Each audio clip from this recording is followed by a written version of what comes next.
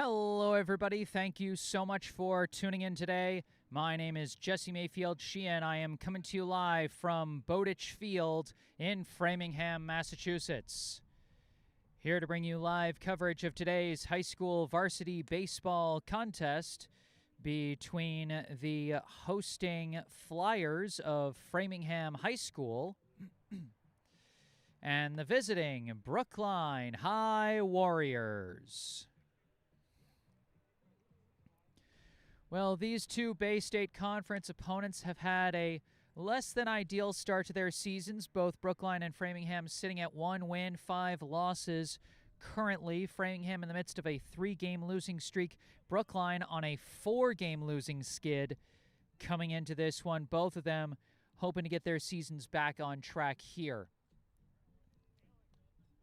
Last year, Brookline swept Framingham in the regular season series as the Warriors beat the Flyers twice, 9-3 in Brookline on April 16th, 2025, and then again 10-2 in Framingham on May 20th. So we'll see what this season's iteration has in store for us. Framingham, I mean, really, after a tough year last year, nowhere to go but up for the Flyers. They went 1-19 last season and missed the playoffs. So they have already matched their win total from last year, and if they win today, they would exceed it less than halfway into the season. Brookline, of course, trying to get back on track after a rough start to this season following back-to-back playoff berths in 2024 and 2025. We see Framingham taking the field. Starting on the mound for the Flyers, number 5, Noah Sonnenberg. He did not pitch in either of the games against Brookline last year. He was in the batting order in both of those games, but he won't be in the batting order today, at least not in the starting batting order. For Brookline, let's go through their starting lineup real quick as we get ready for what is a significantly delayed start to this game after Brookline hit traffic trying to come out here to the Metro West. Those of you who drive, around that area, you know just how brutal Route 9 can be during rush hour, so what can you do?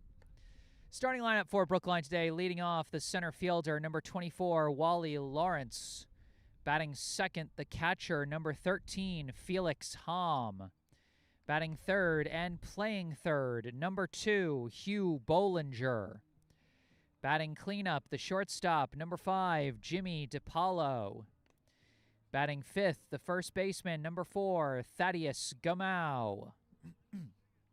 Batting sixth, the left fielder, number 3, Eli Hoffman. Batting seventh, the designated hitter, number 9, Connor Fitzgerald. Batting eighth, the second baseman, number 30, Danny Carballo. And batting ninth, the right fielder, number 8, Max Kaufman. And starting on the mound for Brookline today, number 22, Q Miller. All right, nice timing there as the warm-ups have finished for Framingham, and they're ready to get this one going. Stepping into the box for Brookline, the center fielder, number 24, Wally Lawrence.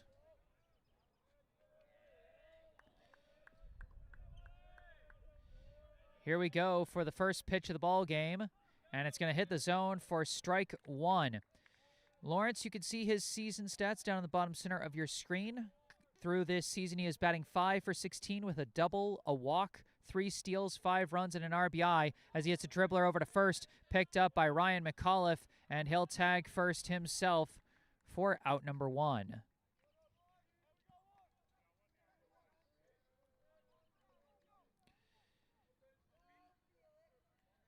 So 1 out to start here, a quick out get for Sonnenberg.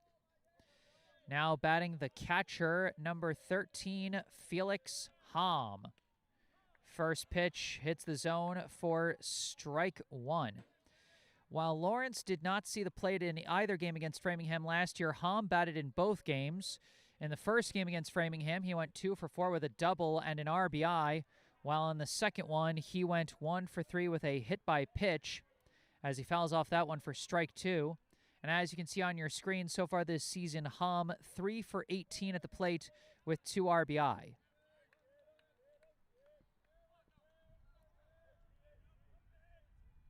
That one going to come in high for ball 1. Brookline really experimenting with their batting order here today. Wally Lawrence has been batting usually around the 6 or 7 spot in the order, but leading off today, Hom usually in the 3 hole, today in the 2 hole. As that one's going to miss low and away for ball 2. Hom kind of swapping spots with Hugh Bollinger, who usually bats second, but Bollinger been bringing a lot of power this season, so I can understand wanting to put him more in the heart of the order. 2-2, the count to Hom. That one going to skip in the dirt, and after falling behind 0-2, Felix Hom battling his way back to a full count.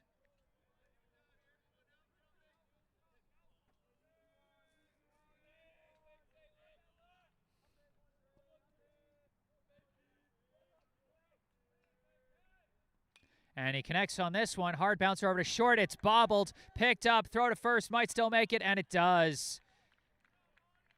Hom out on the 6-3 ground out. Ironically, how hard he hit the ball almost kind of backfired on him, as that one was initially bobbled by the shortstop Jack Maud, but he had time to recover it and make the throw to first. 2 down, and up comes the third baseman, number 2, Hugh Bollinger. First pitch, and he rips one out to right. And that'll be a 2-out single for Hugh Bollinger, who's continuing to rake it for Brookline so far this season. As you can see his season stats there, he is with over 20 plate appearances. I started putting his slash line up there. Very high numbers, 409, 435, 727, with a home run and 2 triples. Now another player who has gotten at least 20 plate appearances to qualify to show the slash line stats by my own, personal qualifications there, nothing official. As at the plate is the shortstop, number 5, Jimmy DiPaolo. So far this season, DiPaolo with a slash line of 211, 286, 211, 2 steals, 3 runs scored, and an RBI. Big swing and a miss there for strike 2 as Wi-Fi is cutting out on us a bit. I hope that recovers. If it doesn't, I am recording this at the same time that I'm live streaming it, and I'll be able to upload the recording later tonight. A throwback to first check on Bollinger. DiPaolo last year against Framingham in the first game, he went 0 for 2 with 2 walks and 2 runs scored. In the second game, 0 for 5 with a steal and a run. Bollinger taking off for second. DiPaolo hits a grounder right back to Sonnenberg, and he underhands it to first. And that will end the inning. Brookline gets 1 hit, but nothing further in the top of the first. And now I'm going to see if I can maybe fix up the Wi-Fi a smidge, or if it's... Okay, it looks like it's actually recovering.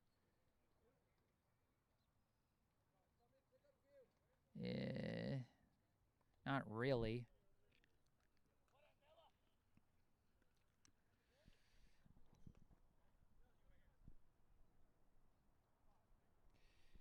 Pardon me, folks. Just going to try and see if I can fix the Wi-Fi by switching.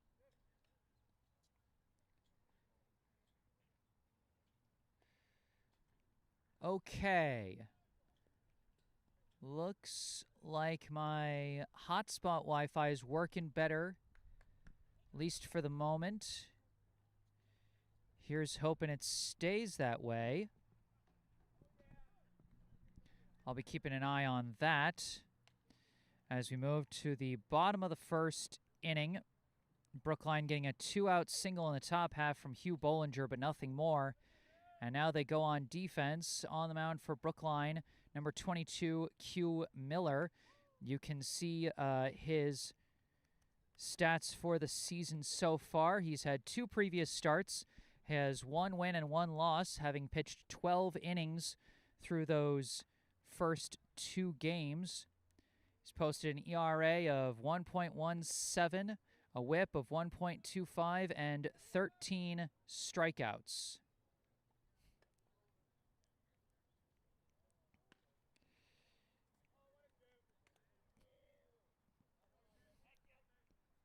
Warm-ups have finished.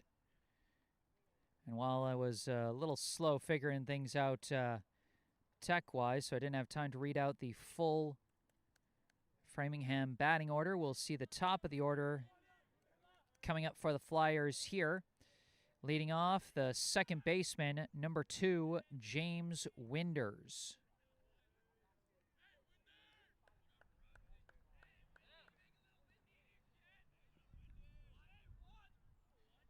Winders did not play in the first game against Brookline last year as he fouls off the first pitch for strike 1. He did appear in the second one, but only briefly, going 0 for 1 at the plate. Framingham did graduate a number of players off their roster. Both these teams did, as that one skips in the dirt for ball 1. So we might be seeing some guys that either didn't play or maybe only got a few plate appearances in last year's games. That one comes in high for ball 2. Miller did not pitch in either game against Framingham last year. The only returning player for Brookline that pitched against Framingham last year was Eli Hoffman, who's currently starting in left field. Miller having a little trouble with control to start this one as that one misses high for ball 3. A 3-1 count to James Winders. Slices that one foul, and it's going to go over the backstop and out of play. So we got ourselves a full count start.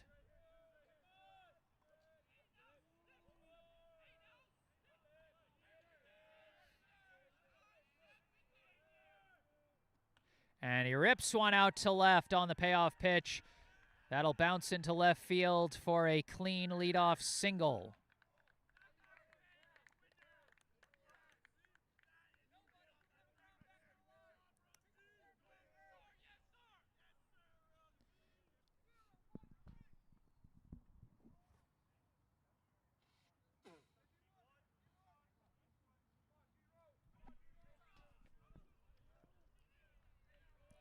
Now batting for Framingham, the right fielder, number 15, Nick DeRosa.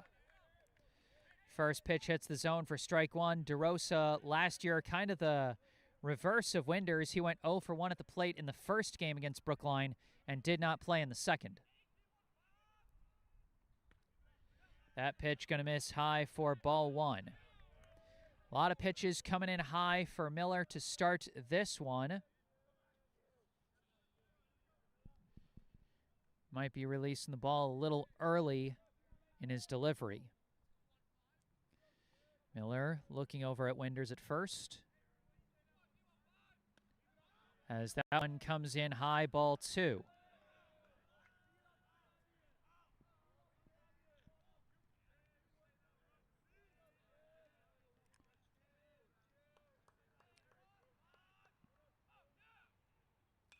And this one lifted out to center field, but in straightaway center, it's an easy catch for Wally Lawrence for out number 1. Classic case of good contact, bad placement for DeRosa. Hit the ball well, but just hit it right at a fielder. Now batting, the catcher, number 21, Colin Walsh. Walsh played in the first game against Brookline last year, went 0 for 3 with a run. He did not play in the second game.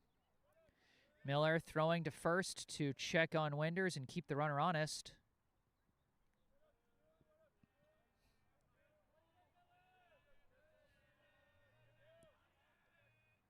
This is a bouncer over to first, and it goes right of the bag for a foul ball. Thaddeus Gumau kind of lucky on that one, as that one bounced off his glove and was heading into right field. If that had just been a few inches to the left and still been bobbled out of his glove, that could have potentially gone for at least one base. Runner taking off for second, but this ball is skied, and it's going to stay in the infield. Gamau is tracking it, and he's got it for out number 2. Bad luck for Walsh as he pops out to first, and bad luck for Winders as he has to retreat back to first base. 2 down runner at first. Up comes the shortstop, number 6, Jack Maud. First pitch in the zone, strike 1. Last year against Brookline, Maud played in both games, went 1 for 3 with a walk and a steal in the first one, went 1 for 2 with a double, a walk, and a run in the second one. As that one misses high and away for ball 1, excuse me. Maud made the nice recovery play at short to throw out Hom in the top half of the first. Now hits a chopper over to third, fielded clean by Bollinger. Long throw to first is in time for out number 3.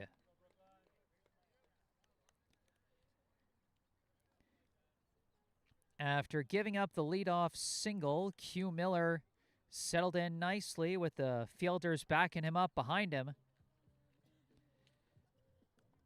as he gets 3 quick outs. And at the end of the first inning, no score here in Framingham.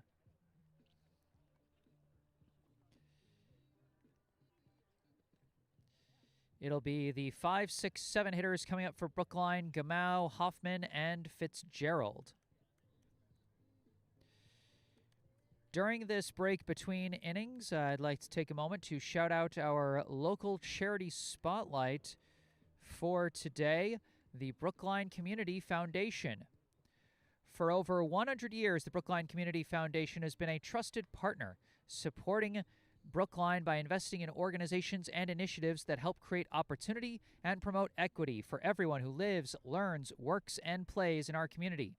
Among the foundation's many grant programs is the BCF Scholarship Fund for Brookline High School, which provides graduating BHS students with scholarships to help fund post-secondary education. Your help is crucial to supporting these Brookline youth as they embark on the next steps in their educational journeys. Visit brooklinecommunity.org or call 617-566-4442 to learn more about the BCF Scholarship Fund for Brookline High School and how you can make a difference right here in Brookline. Once again, that's brooklinecommunity.org or call 617-566-4442. And you can see that link and phone number for our local charity spotlight down in the description section of this video down below.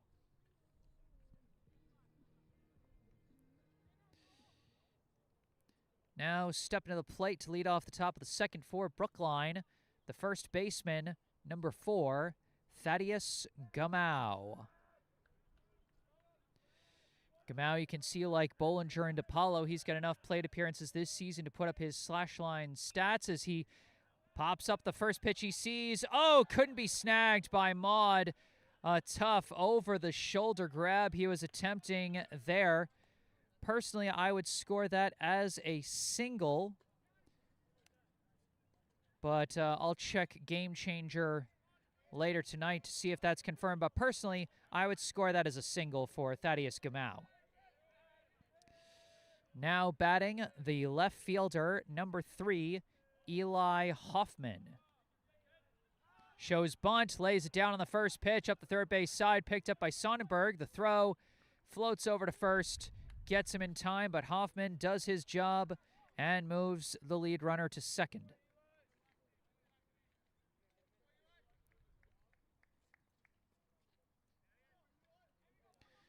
So a simple sac bunt doesn't even count as a plate appearance for Hoffman, as he did his job, so no reason to count that against him.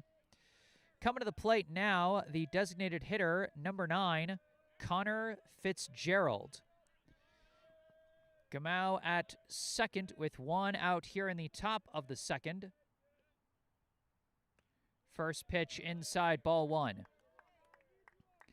Fitzgerald on the season so far, a batting average of .263, an on-base percentage of .391, a slugging percentage of .316, 2 steals, 3 runs, and 1 RBI. That pitch catches the inside corner for strike 1. Fitzgerald had quite the pair of games against Framingham last year. In the first game, he went 1 for 2 with a walk, a sac fly, a steal, and an RBI. And in the second game, 1 for 3, 2 walks, 2 steals, 2 runs, and an RBI. So that one misses. High and away for ball 2. So Fitzgerald on a bit of an RBI streak against Framingham, driving in 1 run in each of the 2 games last year. Got an opportunity to do it again here with a runner in scoring position, if he could potentially get a hit to the outfield. But that pitch going to be high and in for ball 3.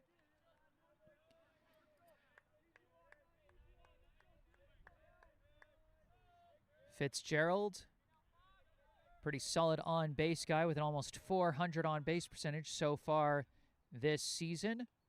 And he's going to take that one low and in for ball 4.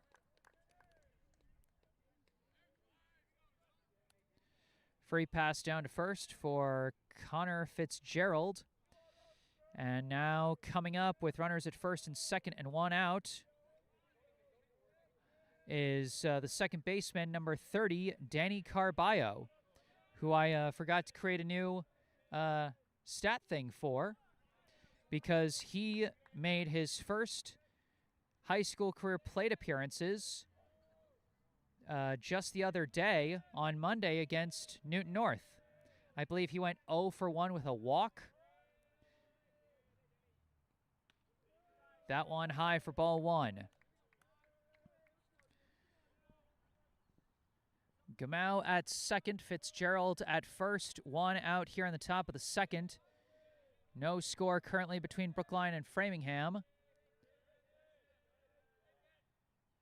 As that one comes in high, ball 2. Carballo, a freshman, and among one of the shorter players on Brookline's lineup, which means a smaller strike zone, which means a big opportunity to get on base on a free pass if the pitcher can't control things. But he controls it well on that pitch. Sonnenberg finds the zone for strike 2. 2-2, the count to Carballo. In his 3rd career plate appearance, hoping to make some noise here with 2 runners on. And he slices that one. That's going to go fouling out of play up the right field side. And Carballo stays alive at 2-2.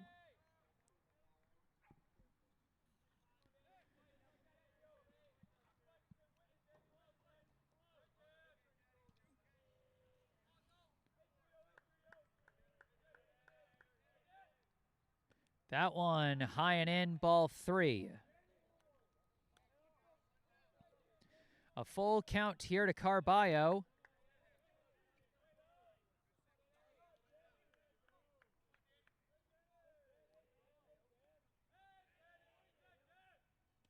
And that one going to miss low and away. A good eye from Carballo as he fights his way to a walk.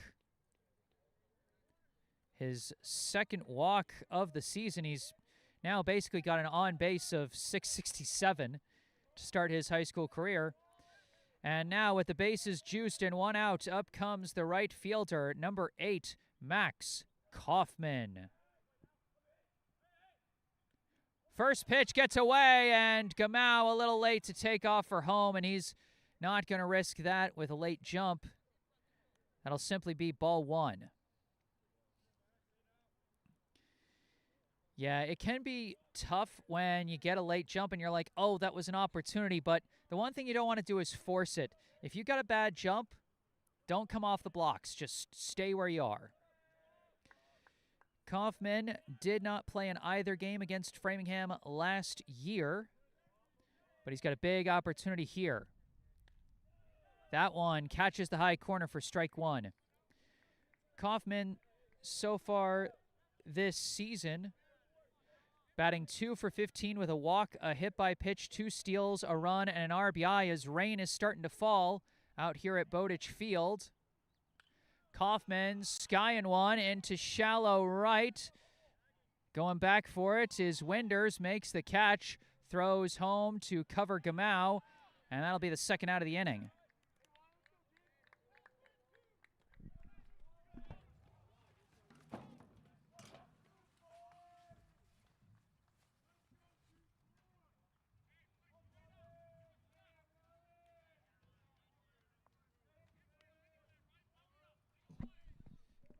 All right, 2 down. And now up to the plate. As we cycle back to the top of the order, the center fielder, number 24, Wally Lawrence. First pitch in the zone, strike 1.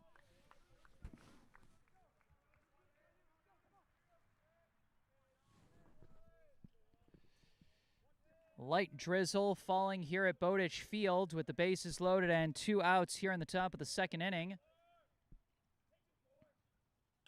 Lawrence hits a bouncer over to third, snagged, a throw to first, gonna be high, and it's gonna go off over the first baseman's head. 2 runs in for Brookline on the throwing error. And the Warriors get on the board first.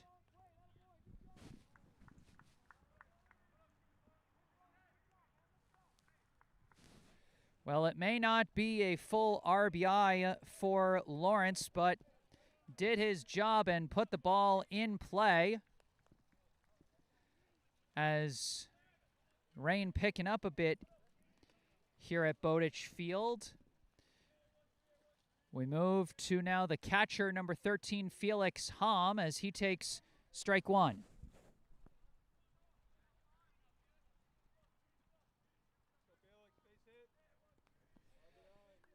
Hom, his last time up, grounded out to short.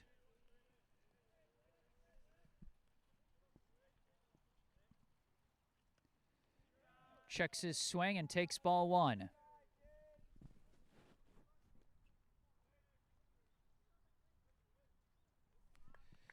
One and 1 the count. Carballo at third, Lawrence at second. And Hom lifts one to center field, but the center fielder comes in for it, makes the catch, and that will end the inning. But Brookline on the board first as they take a 2-0 lead into the bottom half of the inning.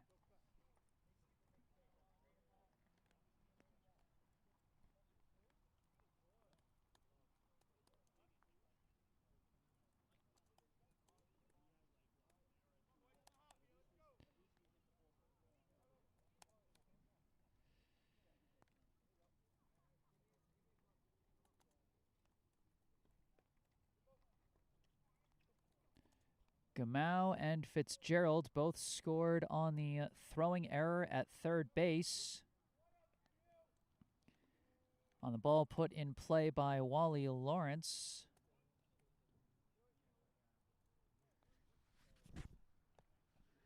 Weather being a little annoying in that half inning. As even with the sun out so brightly, we still got rainfall here. Which, as the guy with all the electrical equipment, I got to say, I don't appreciate that much. That's very annoying of the New England weather to do that to me. I don't really appreciate it. Very least the sun is staying out, so it's not as cold as it could potentially be.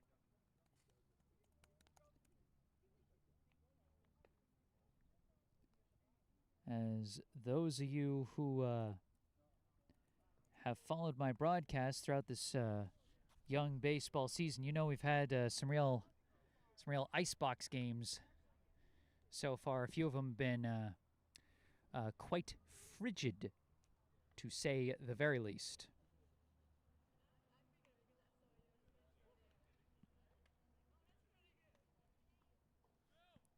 Still a few sparse drops falling out here in Framingham, but like to imagine this will clear up As again, we can see the sun peeking through the clouds. It's just a weird mix of sun and storm clouds out here in Framingham.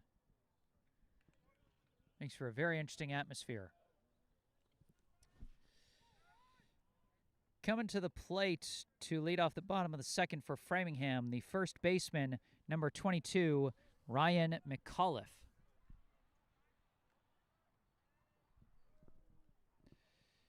Q Miller back on the mound now with a lead.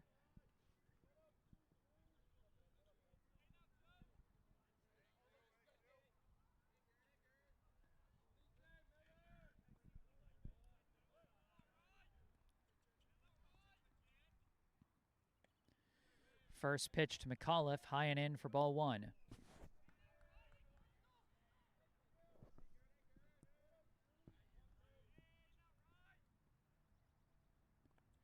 That one drops low, ball two.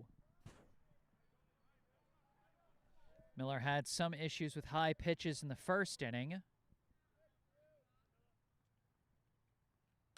This one going to be golfed into right center. That might drop, or it might be within range for the speed of Wally Lawrence. Boy, I thought that one was going to drop, but just hung in the air long enough for Wally Lawrence to put on the Jets and track it down for the first out of the inning. Now batting for the Flyers, the third baseman, number 26, John Coutinho. First pitch in the zone, strike one.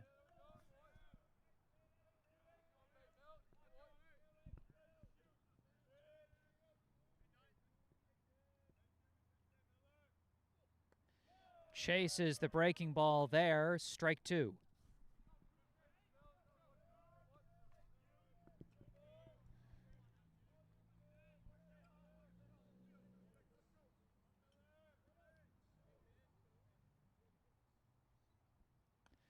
That one comes in high, ball one.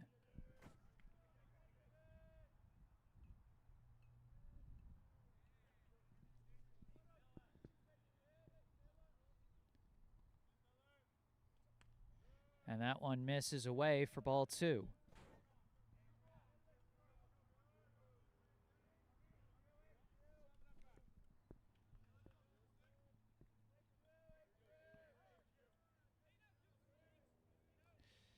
And a timeout called.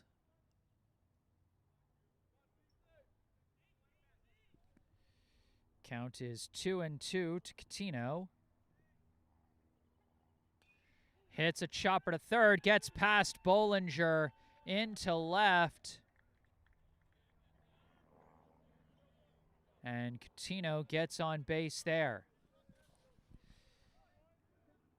Bit of a tough play with the bounce that it had over at third.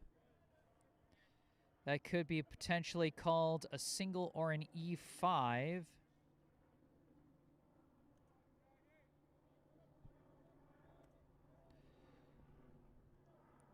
Now batting, the designated hitter, number 11, Brian Chagnon, as we got a runner taking off.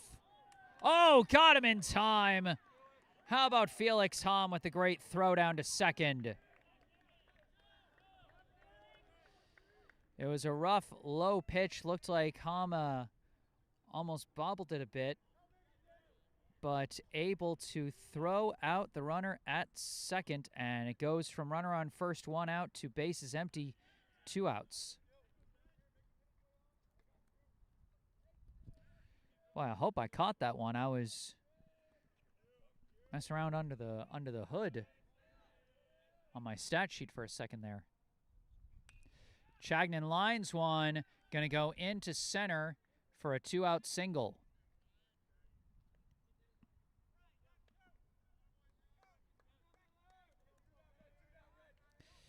Now batting, the left fielder, number 3, Charlie Jessman.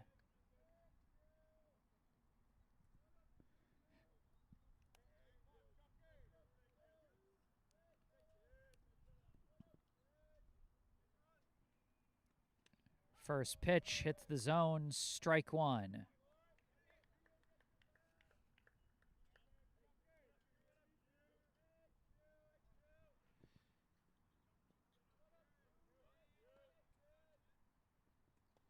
Chases the off speed there, strike 2.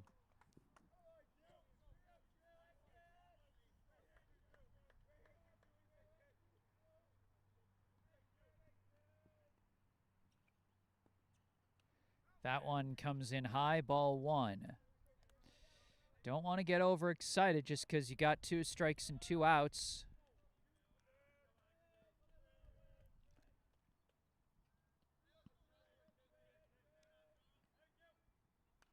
This one lifted into left. Hoffman tracking it, and he's under it for out number 3.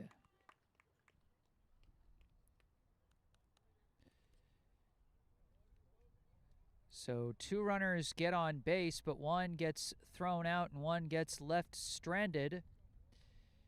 And at the end of 2, our score, the Brookline High Warriors 2, the Framingham High Flyers 0. It'll be the 3, 4, 5 hitters, Bollinger, DiPaolo, and Gamau, due up in the top of the 3rd.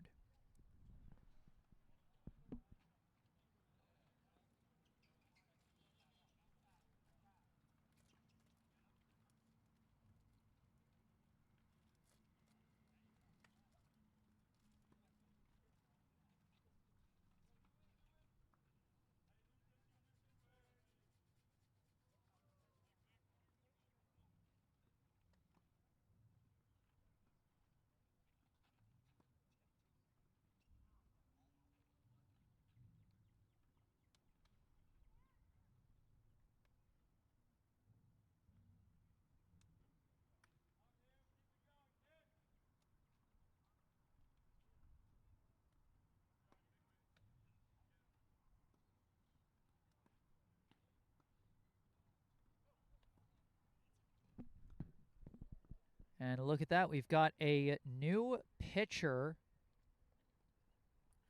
already for Framingham.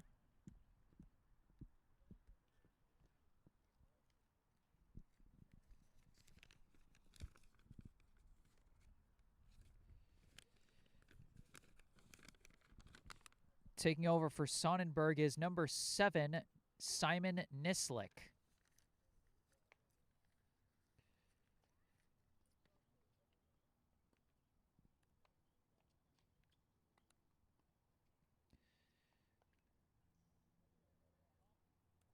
So Sonnenberg leaves after 2 innings and 2 unearned runs.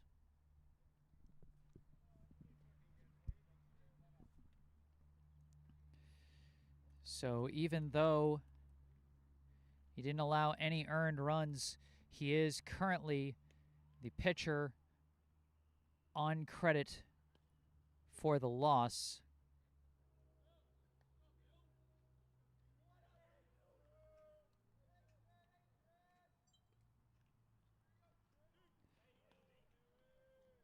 That is assuming that Brookline holds the lead for the rest of the game. All right, it appears that at least for now, the rain has subsided here at Bowditch Field, which I'm very happy about. Sun coming out much brighter. Like to see that. And we begin the top of the 3rd inning. Leading off for Brookline, the 3rd baseman, number 2, Hugh Bollinger. First pitch from Nislik, going to drop low for ball 1. Now, Nislik, last year against Brookline, he did make a brief pitching appearance in the first game, but he only pitched a 1/3 of an inning. So not much to talk about there. Is that pitch going to miss for ball 2? Bollinger got a 2-out single back in the first inning, but was left stranded. That one hits the zone for strike 1.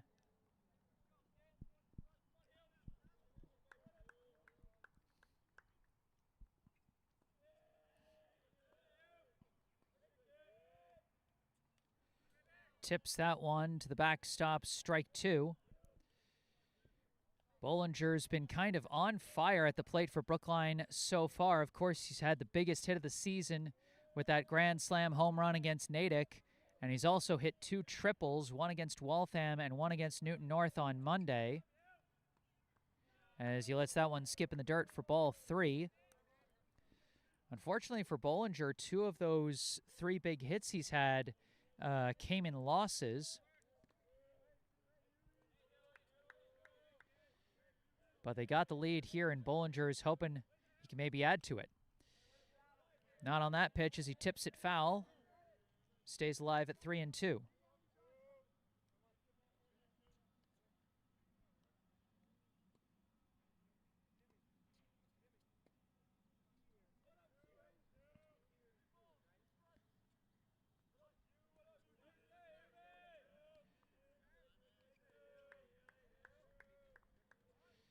Bollinger calls timeout. Can see kind of the timing battle going on late in this at bat. Both pitcher and batter just kind of letting things tighten up. That one catches the outside corner. Bollinger thought he had ball 4, but instead it'll be strike 3.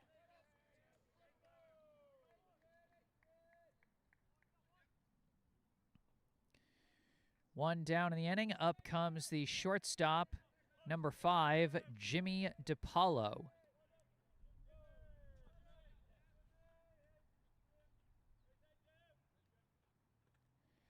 First pitch hits the low corner, strike 1. DiPaolo grounded out back to the pitcher to end the first inning in his first at bat. That one sinks low for ball 1.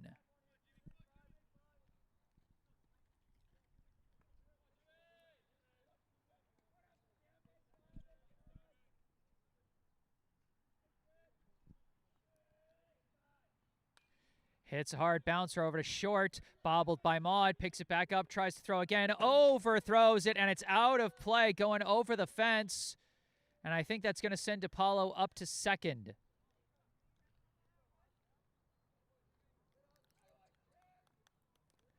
Maud tried to make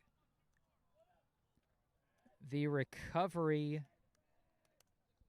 again like he did against Hom back in the first inning, but that time throw gets away from him, similar to how it got away from Coutinho last inning.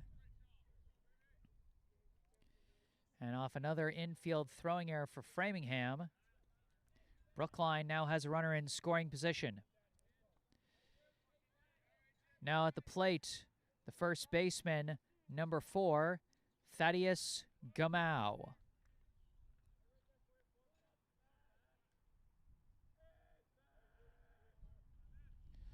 Nislik going to turn around to look at DiPaolo, but not make a throw. Gamau, his last time up, got what I scored as a single, and he later came in to score on the throwing error. Gamau lifts one deep out to right center, and it is going to be caught out in right by DeRosa. Another ball that I thought was going to head for the gap, but clearly I didn't have the best eye on it. So 2 down. And up comes the left fielder, number 3, Eli Hoffman.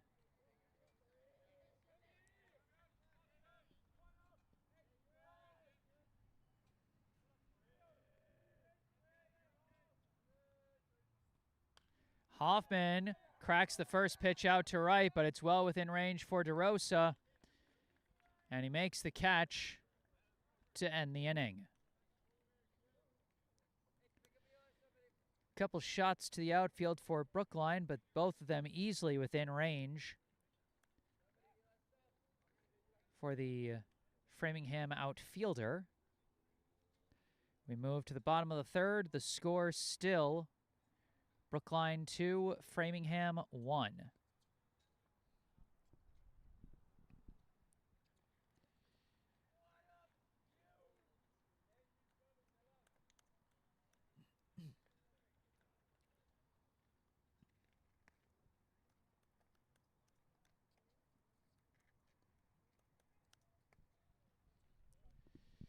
It'll be the 9-1, 2 hitters due up for Framingham. Their number 9 hitter, the center fielder, number 10, Zach Deptula, will be making his first plate appearance of the day. And then we cycle back to the top of the order with Winders and DeRosa.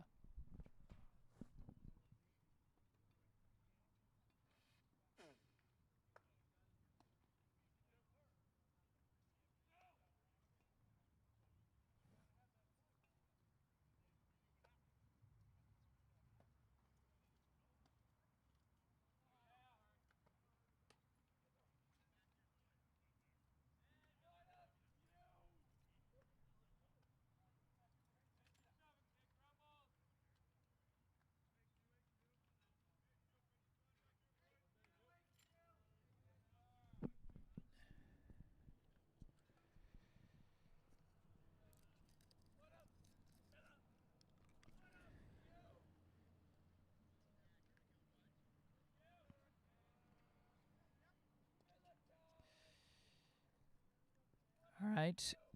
Excuse me.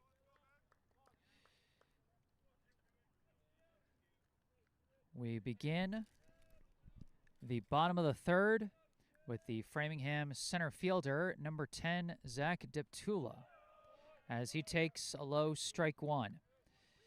Deptula did not play in either game against Brookline last year, so no stats to give for him, as this one high and away for ball one.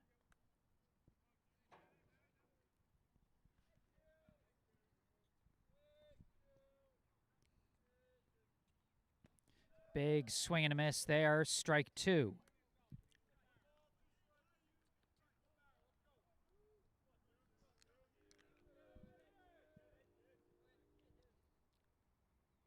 Swing and a miss, strike three.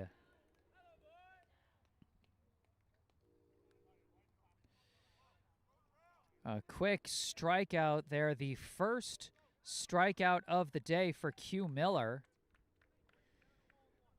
as he's mostly been letting his fielders take care of business behind him. We cycle around now to the top of the order with the second baseman at number 1, James Winders, who takes strike one there. Winders led off the bottom of the first with a single, but was left stranded as he tips that one off some protective gear for strike two.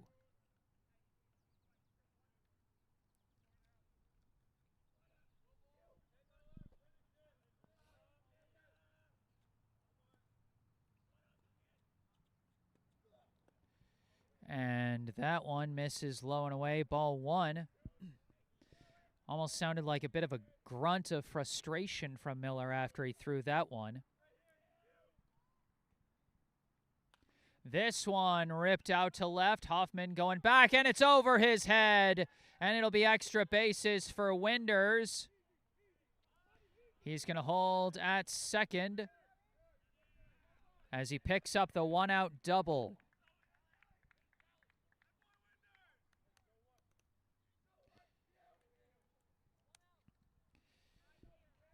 And that one, I think, a learning opportunity for Eli Hoffman out in left, as he was kind of jogging back, thinking he had that one on the jump, and it was just out of his reach.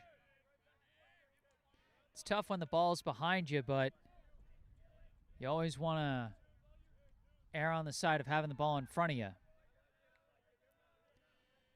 Few sparse drops of rain starting to fall again here in Framingham, with a runner at second and one out. First pitch there going to be inside for ball one. At the plate is the right fielder, number 15, Nick DeRosa.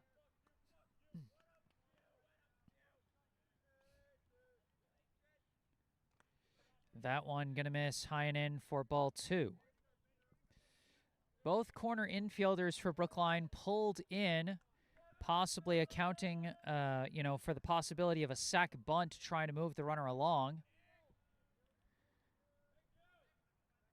As if there's a chance for a sac bunt, you definitely don't want to risk the possibility of a bunt single.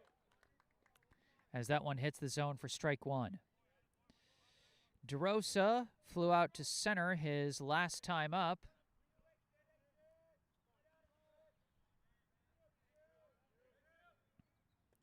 That one drops low for ball three. Briefly pops out of the glove for Hom, but no big opportunity to run there when the ball bounces in front of the catcher like that.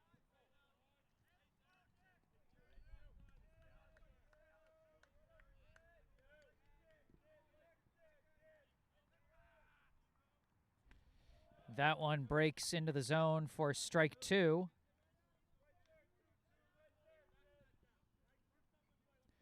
A full count, one out, runner at second.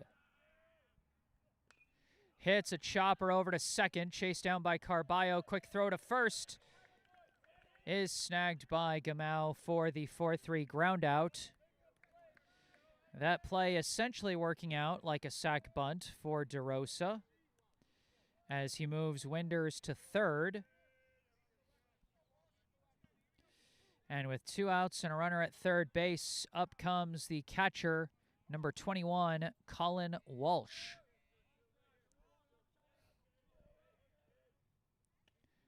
First pitch, a fastball catches the inside corner for strike one.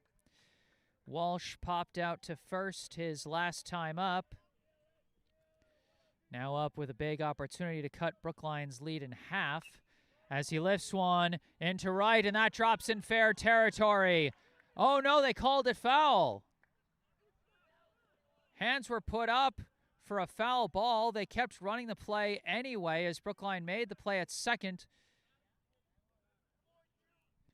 They called that one foul, and that's tough because I'm positioned right up here along the right field line. I honestly thought that was a fair ball. I've seen a couple of fly ball trajectories, but it looked fair to me. But the thing is, this isn't MLB. We don't have an umpire at every base, and you got the home plate ump who's a bit far away, and then you've got the infield ump who's positioned between second and third to account for the runner at third base. So neither necessarily had the greatest view of that one. So bit of human error there as that one's going to get away. And coming in to score will be Winders on the wild pitch.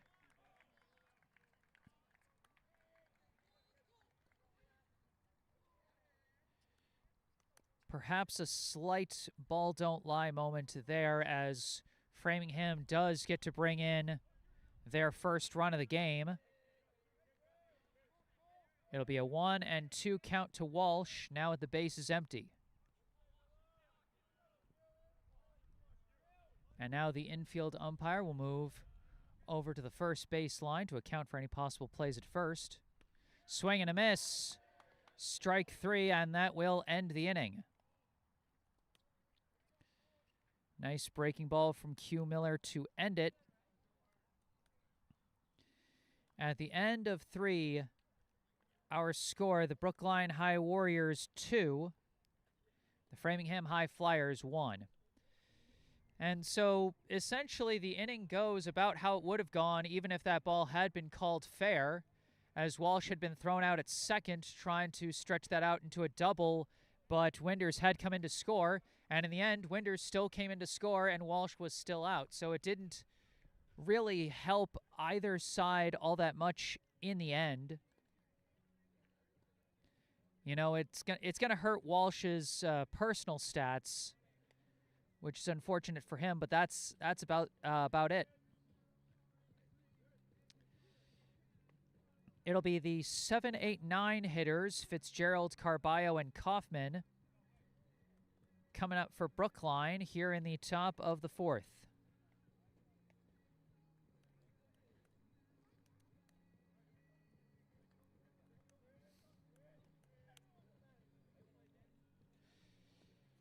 Framingham sticking with Nislik for his second inning of relief work.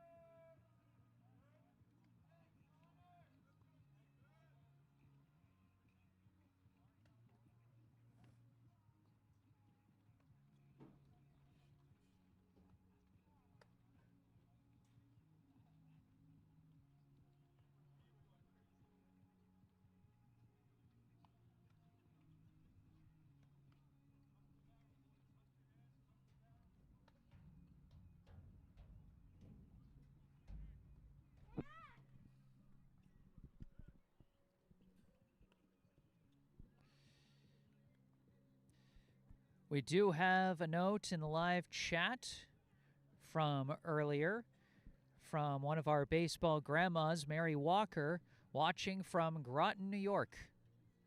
Happy to see you tuning in, Mary. I hope you're enjoying the game. I hope everybody's been enjoying this one so far. We got ourselves a bit of a back and forth here as heading into the fourth inning, Brookline currently leading Framingham 2-1. Both teams scoring off some defensive mistakes. It was a throwing error from third to first by Framingham that allowed Brookline to score there too. And then for Framingham, their lone score coming off a wild pitch.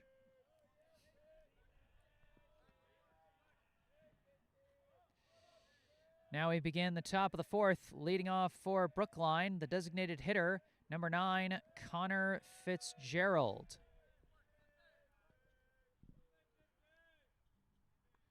First pitch from Nislik, big swing and a miss from Fitzgerald there for strike one.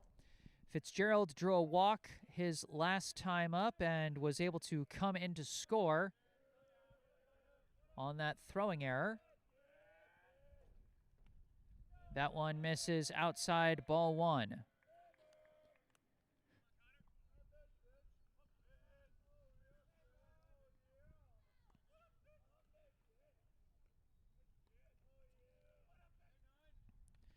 Tips that one. Strike two. Fitzgerald behind in the count at 1-2.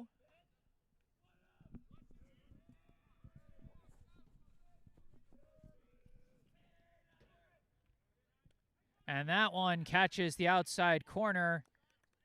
Good placement from Nislik to get the first out.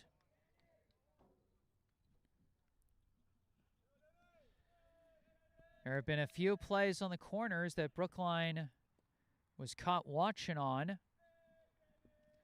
You know, I've said it before, I'll say it again. Every game you've got to adjust to the strike zone the ump gives you. Figure out how best to play it your next time at the plate. First pitch to Danny Carballo, and they say he went around on that one. Strike one. Big swing and a miss there for strike two. Carballo drew a walk his last time up, was left stranded at third. Now finds himself behind in the count, 0-2.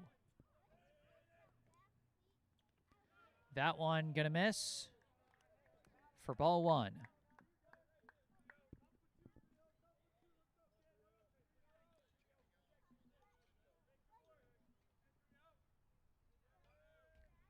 Carballo connects on this one, and that's going to be within range for Maud. Almost dropped that into no man's land in shallow center, but not far enough to be out of reach for the shortstop, and that'll be out number 2. 2 down, now batting the right fielder, number 8, Max Kaufman. Kaufman lifts one into center, and it's easily within range for Zeptula. And Brookline will go down in order in the top of the fourth.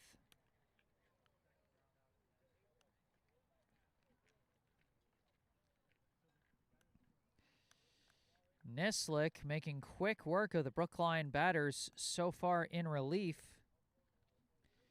He's allowed one reach on error, and that's been it for the Brookline offense the last 2 innings. It'll be the 4, 5, 6 hitters for Framingham, Maud, McAuliffe, and Coutinho coming up in the bottom half of the inning.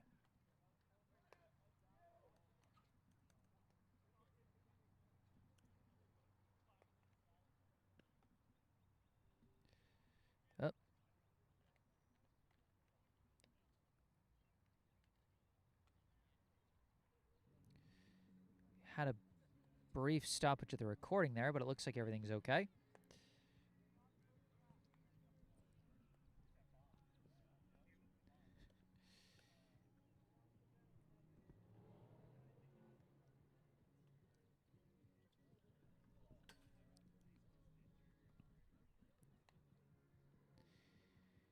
Hopefully that's okay when I get home tonight.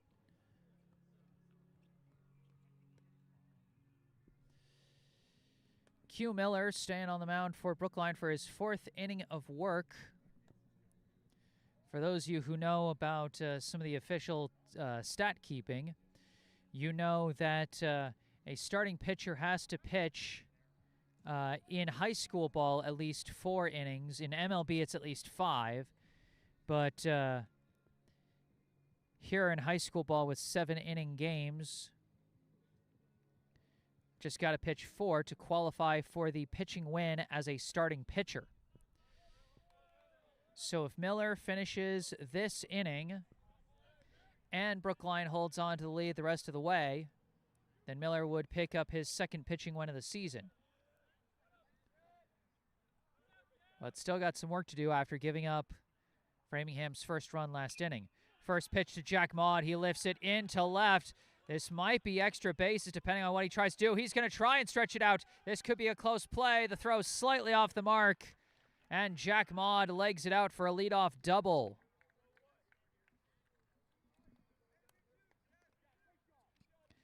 Second straight inning with a double for the Framingham Bats.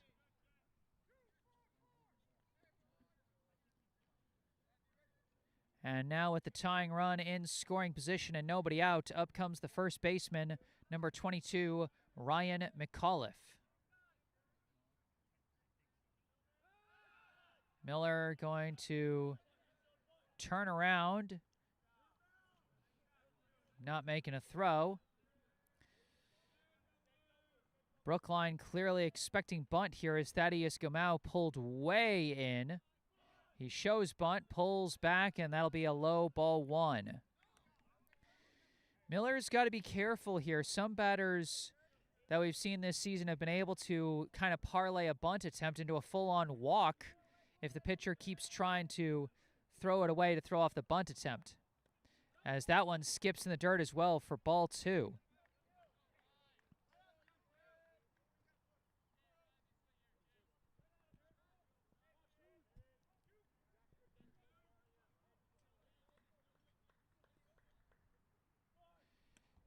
Pulls it back again. That time hits the zone for strike 1.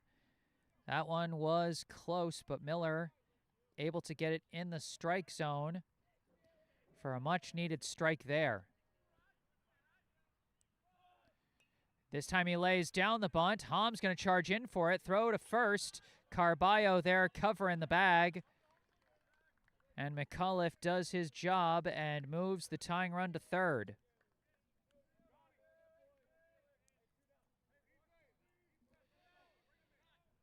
Ham decided not to do anything too fancy there and try and catch the lead runner. Just going to leave it as is. 1 out, the tying run just 90 feet away. Up comes the third baseman, number 26, John Coutinho. Big swing and a miss there for strike 1. Coutinho, his last time up, hit a ground ball past the third baseman. Might have been a single, might have been an E5. As he takes strike 2 there. A strikeout would be huge for Brookline here, as they could get the second out while holding the runner. All 4 infielders pulled in for a potential play at the plate, as this one's going to be lifted out to left field, and this is going to be a sac fly play at home as Hoffman catches that one, and the throw nowhere near in time as the sac fly is going to tie up this ball game at 2.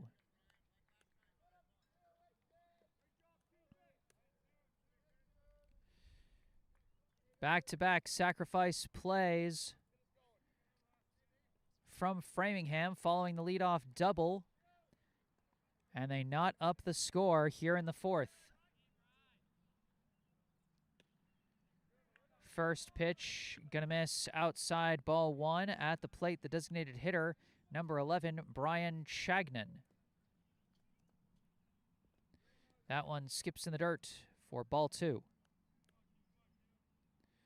Few scattered raindrops falling again out here in Framingham as the weather's been very strangely on and off today. Rain's starting to pick up a bit, as that's going to miss high for ball 3. And I'm going to be throwing my coat back over my laptop.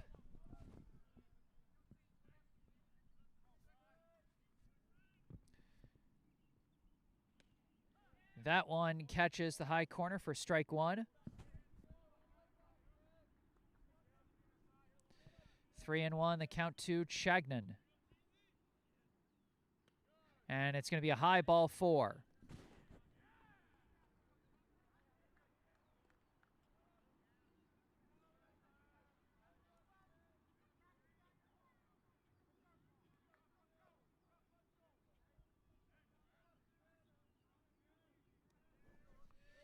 Now batting, the left fielder, number 3, Charlie Jessman, as that pitch low. Runner was cheating off the bag, but just barely dives back safe. Felix Hom almost catching another runner there, but that'll simply be ball 1.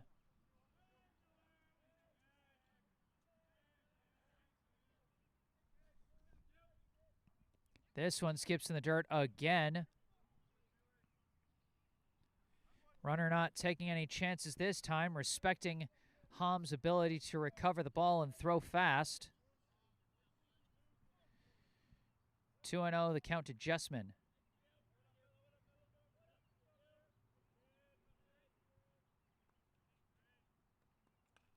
Jessman pops this one up into left field. Hoffman coming in for it, makes the catch, and that will end the inning. But Framingham able to tie things up in the bottom of the 4th. We move to the 5th inning with a tight ball game here between these Bay State Conference opponents. Our score after 4, Brookline 2, Framingham 2.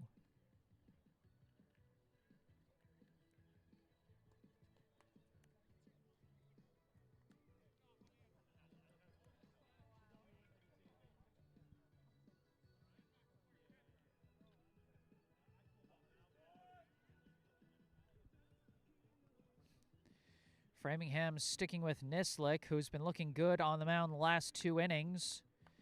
He'll be facing the top of Brookline's order, Lawrence, Hom, and Bollinger.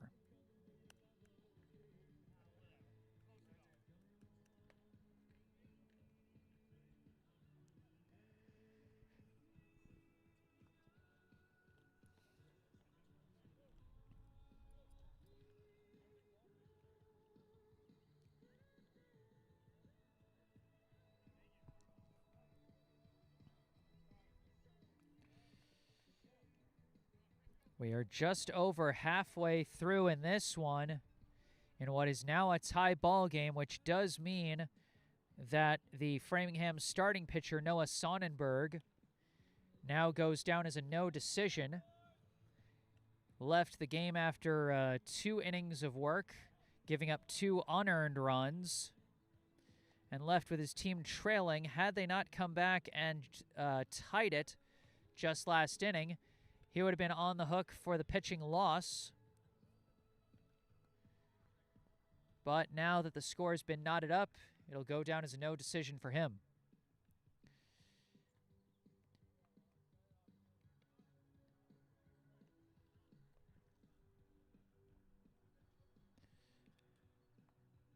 And while we said that Miller could have been the pitcher on credit for the win, had he finished that 4th inning with the lead still intact,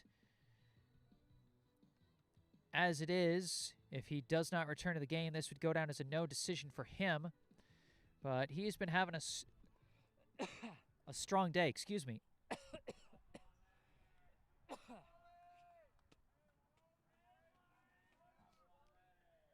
Gosh, don't know where that one came from.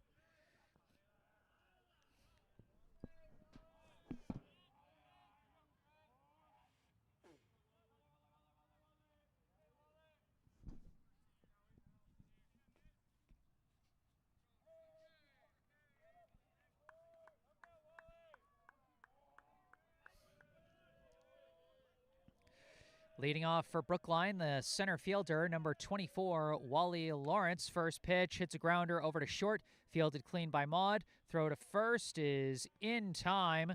Lawrence trying to hustle up the bags. He's got to be careful. He kind of stumbled over the first base bag there, as that'll be a one-pitch 6-3 ground out.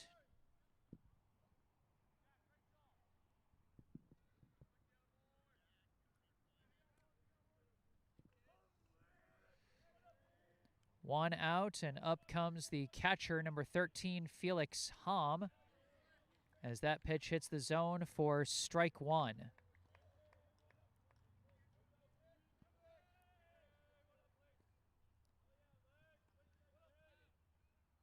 Now this pitch skied out to right center, and calling for it, DeRosa, and the underhand can of corn catch for out number 2. 3 pitches and 2 outs. Brookline is swinging away here, but they're not getting the contact they want, as we got a quick 2 down here in the top of the 5th. Now batting the third baseman, number 2, Hugh Bollinger. First pitch misses away, ball 1. Bollinger 1 for 2 so far today. Got a single in the first inning and then went down on strikes in the third. That one misses outside, ball 2.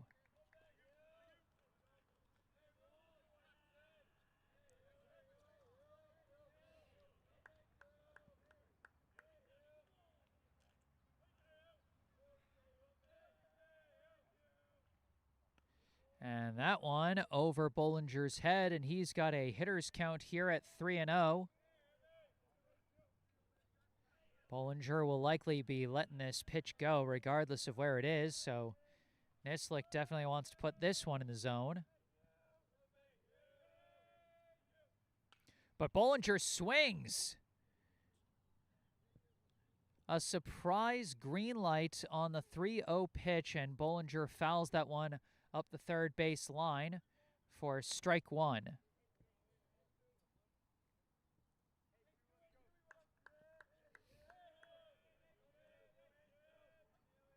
Bollinger golfs this one out to right. DeRosa under it, and he's got the catch for out number 3. Brookline down in order again. Nislik putting on a strong performance here. Through 3 innings of relief, he has only allowed 1 base runner, and that was on a throwing error. Brookline's got to figure out how to solve Nislik's pitching, and fast, as they've only got 2 innings of offense left in regulation, but 3 innings worth of defense.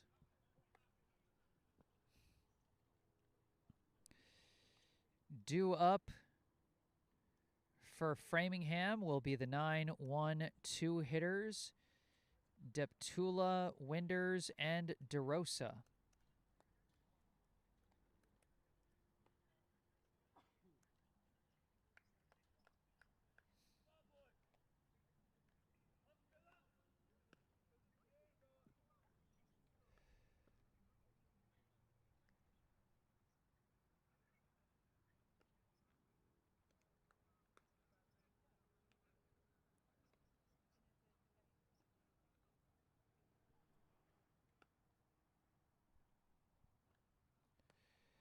Q Miller back on the mound. Not a surprise. He's been putting on a solid performance thus far. 4 innings of work, 2 earned runs allowed.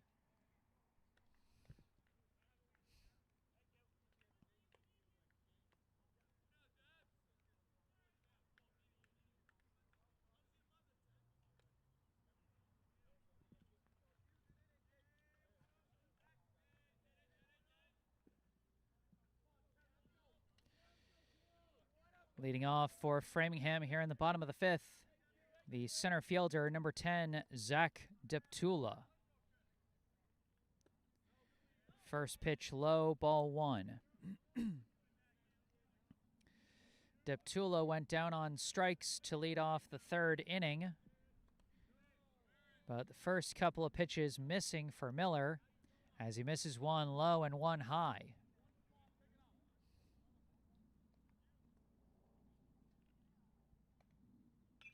Now hits a chopper to third, fielded by Bollinger. Throw to first was wild. Deptula taking off first, second off the throwing error. And he'll make it down to second. A rare mistake on the throw by Hugh Bollinger. And just like that, the go-ahead run in scoring position.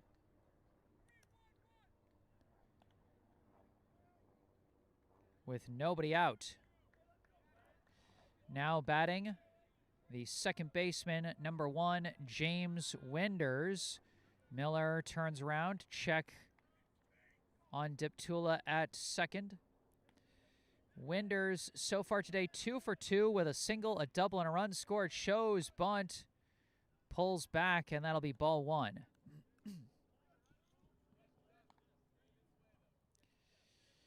Framingham showed they could play the sacrifice game an inning ago, as that one misses for ball 2. After a leadoff double by Jack Maud, it was a sac bunt from Ryan McAuliffe and a sac fly from John Coutinho that brought in the tying run. Framingham looks like they're trying to pull up the same strategy here as the bunt is laid down, picked up by Hom. This time he's going to third, picked up by Bollinger, applies the tag. What a huge play by Hom and Bollinger to get the lead runner.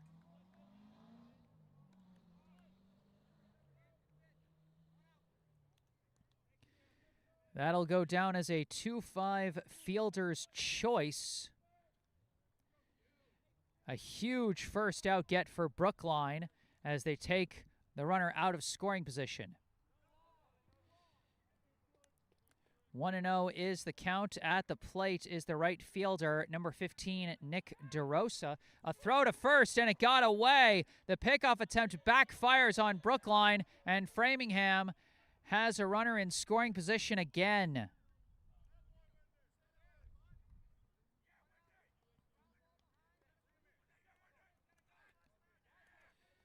Score that in E1 on the throwing error.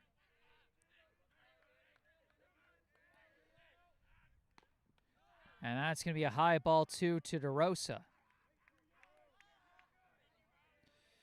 DeRosa so far today, he's flown out to center and grounded out to second.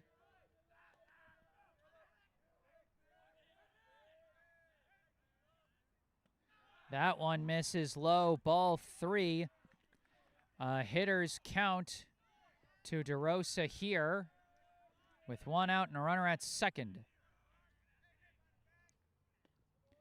That one hits the zone for strike 1.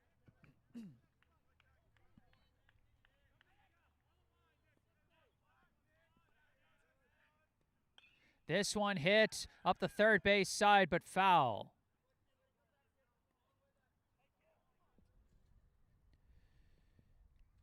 A close one there. If it had been just a few inches to the right, that would have been fair, but also might have been more reachable for Bollinger at the hot corner.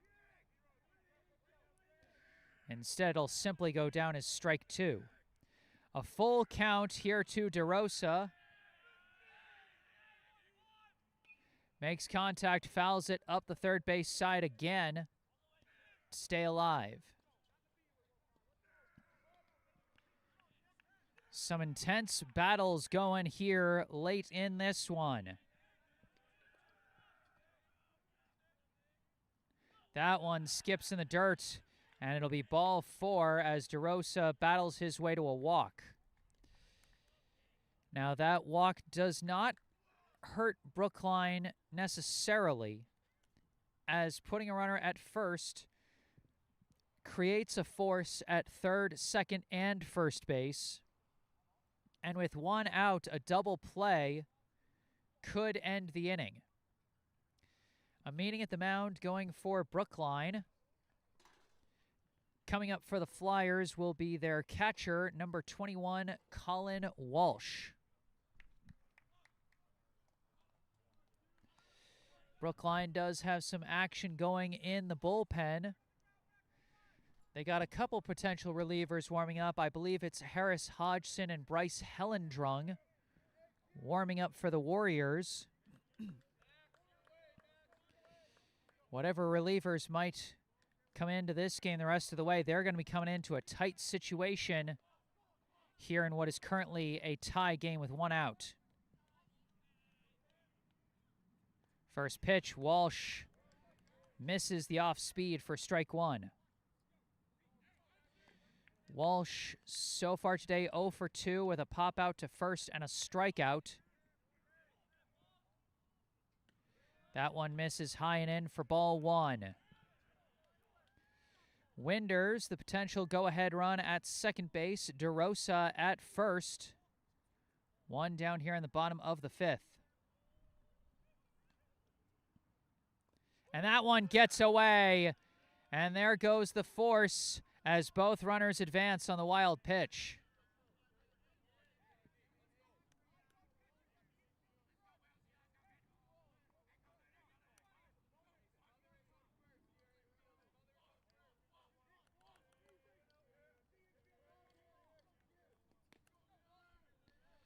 Runners at second and third now, a much more dangerous situation as Brookline pulls the entire infield in, but a swing and a miss there, a big strike two.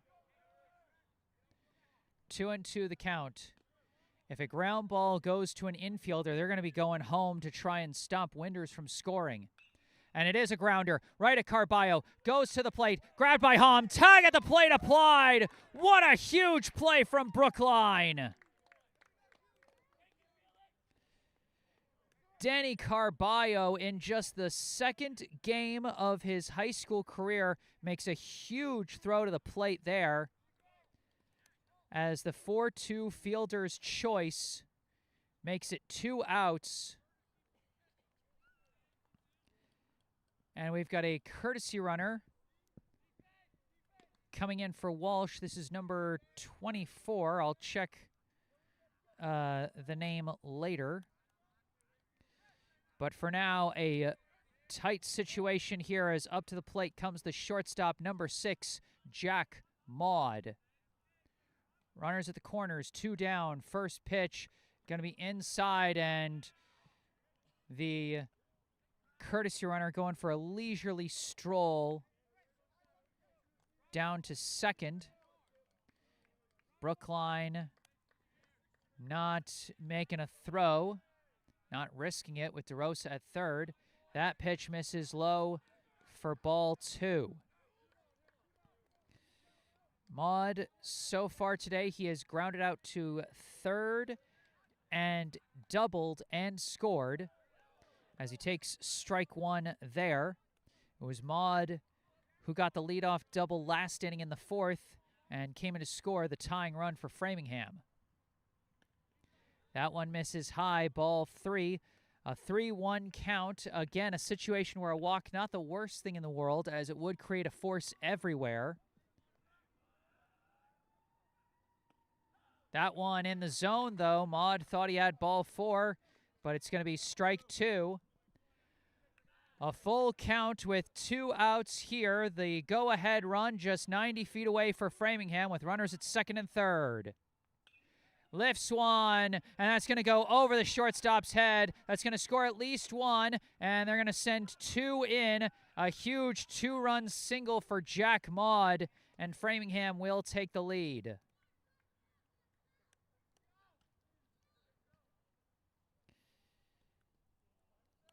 Brookline held them off for as long as they could. A couple of huge plays on the base paths to get the lead runners. But that is going to be the end of the day for Q Miller.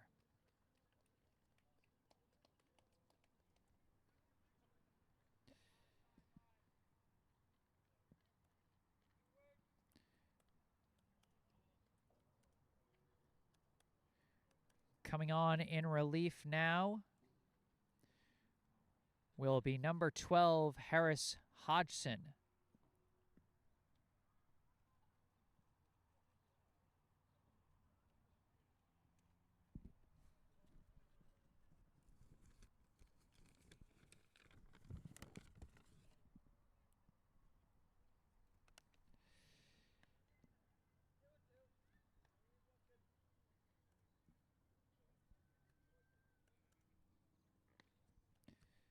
So the 2-run single from Jack Maud scores DeRosa and the courtesy runner Chris Mavrikas.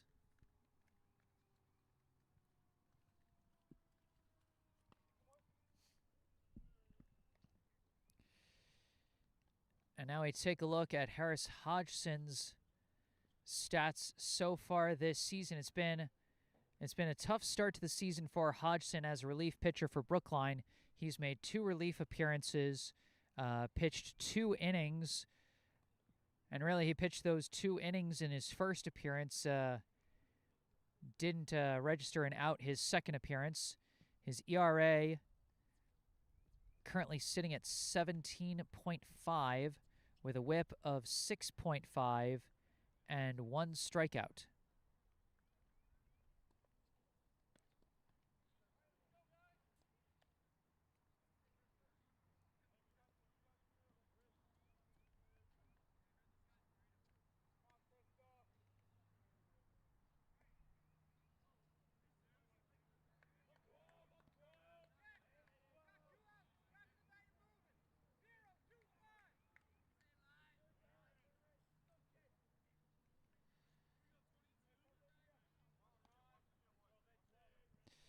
All right, stepping into the box for Framingham.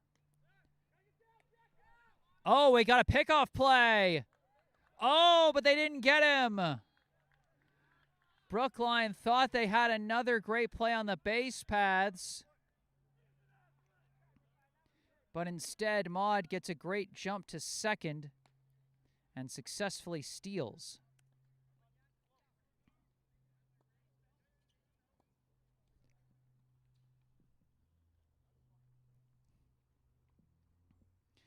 And now Brookline questioning a bit. Head coach Brendan O'Connor asking about that call.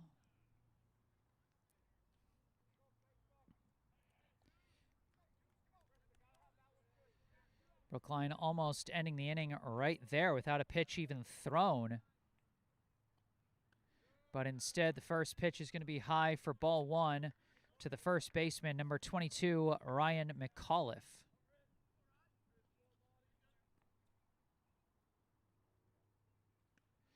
That one hits the zone for strike 1. McAuliffe, so far today, he has flown out to center and laid down a sac bunt as this one drops low for ball 2.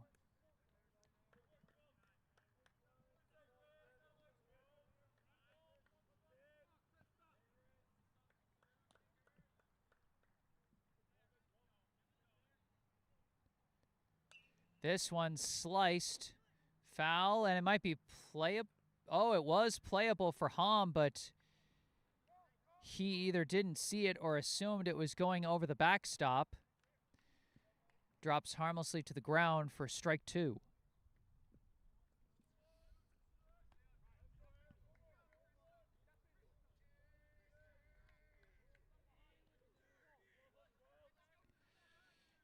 Two and two, the count, 2 out, runner at second. That one misses high and away, ball 3.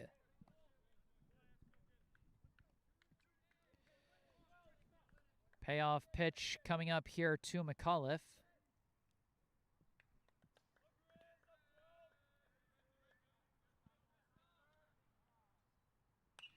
Hits a grounder, chased down by Gamau, waiting for Hodgson to cover, and he doesn't get there in time, and the runner's headed for the plate. Carballo could not get the throw, too close. And boy, that's a tough play to give up a run on.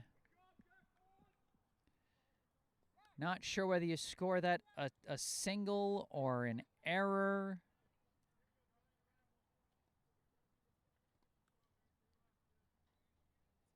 Or what you call it, but either way, a run scores for Framingham as they extend their lead to 5. Things starting to get away from Brookline here, and they can't let things snowball as they almost had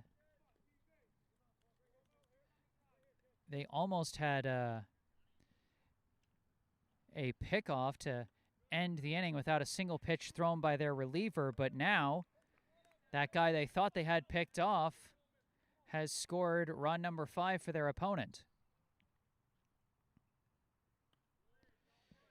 And that run scored off a play where it looked like they had the third out of the inning at first. So things kind of spiraling a bit for Brookline as now it's a 3-0 count to John Coutinho.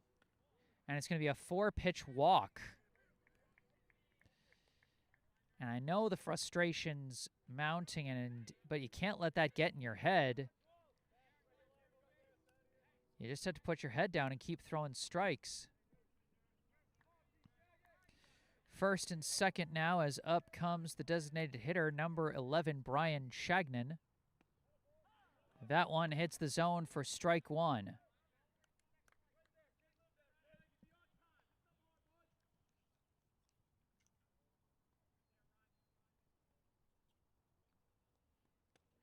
That one almost a pickoff attempt, but Hom decides against it as it's going to be a low ball 1.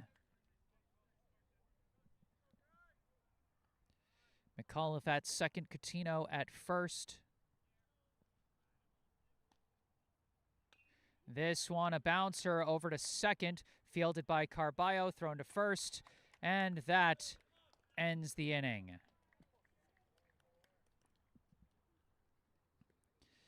A tough 5th inning for the Warriors defensively.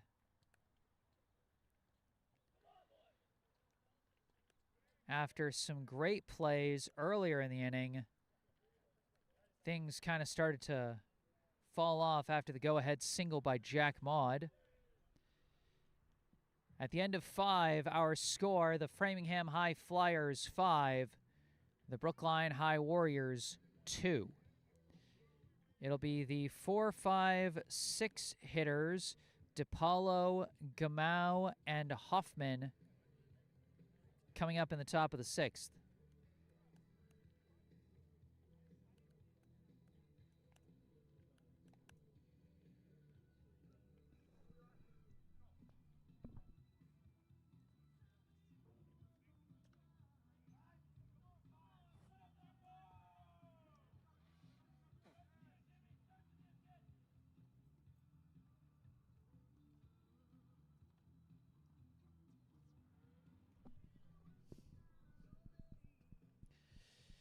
Returning to the mound for his 4th inning of relief work, now as the potential pitcher on credit for the win, is Simon Nislik.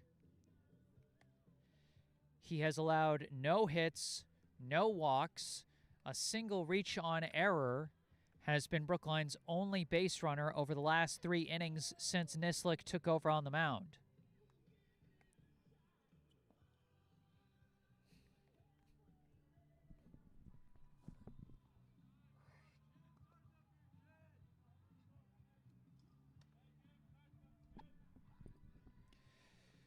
Brookline still has Bryce Hellendrung warming up in the bullpen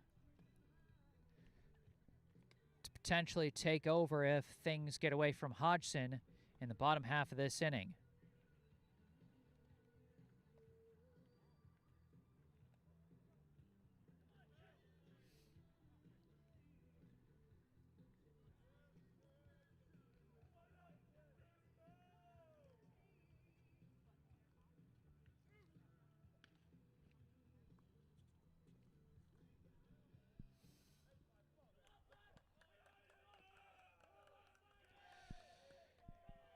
All right, leading off for Brookline here in the top of the 6th, the shortstop, number 5, Jimmy DePaulo.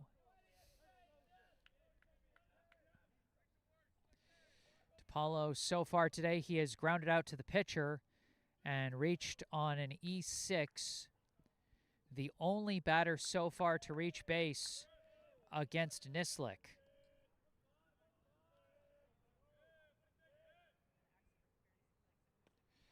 That one in the zone, strike 1.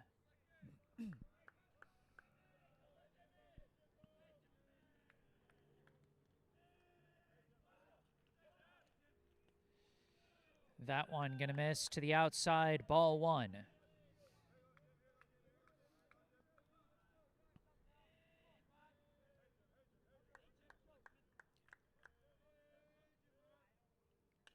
DePaulo hits a grounder over to short, fielded by Maud, thrown to first, and that'll be out number 1.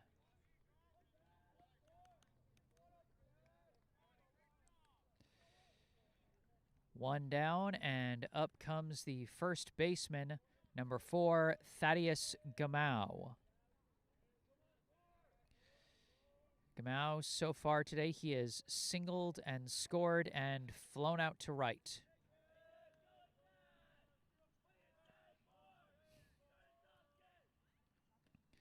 Swing and a miss there, strike 1. What's been really wild about the dominance from Nislik so far, just 2 strikeouts. He's letting the Brookline hitters put balls in play. They're just putting them right to the fielders as Gamau fouls that one off for strike 2. Gamau looking kind of hesitant on his swings. Something that Nislik is doing is just throwing Brookline off, and they're not getting the contact they want. And for Gamau, not even getting the swings he wants necessarily here as he's behind 0-2. That one missing to the outside, ball 1.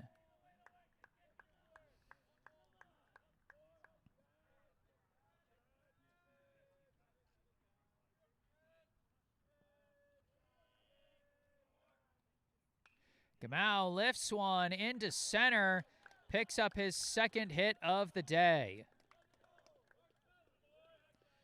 And Brookline needed that in a big way. Just something that says, hey, this guy isn't unhittable. We can make something happen on offense, but they've got to keep that going.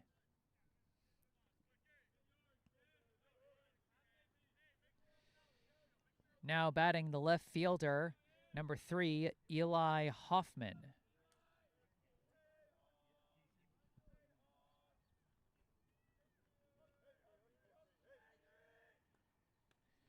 First pitch catches the high corner for strike 1.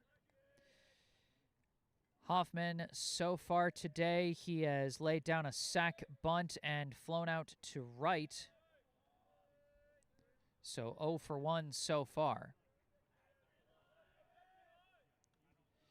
That one a high ball 1.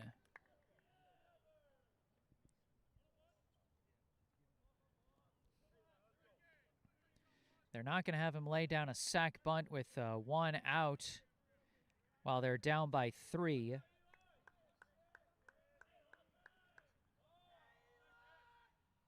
That one inside, ball 2. 2-1, the count to Hoffman.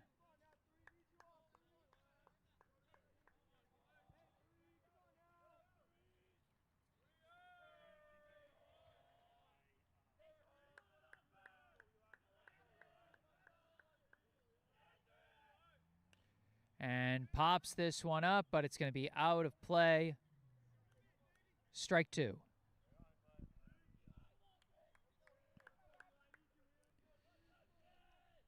A 2-2 count to Hoffman.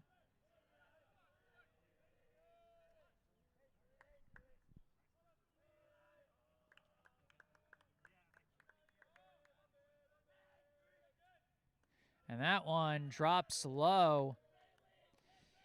Eli Hoffman, one of the better eyes, as so far this season, just 1 base hit, but 5 walks.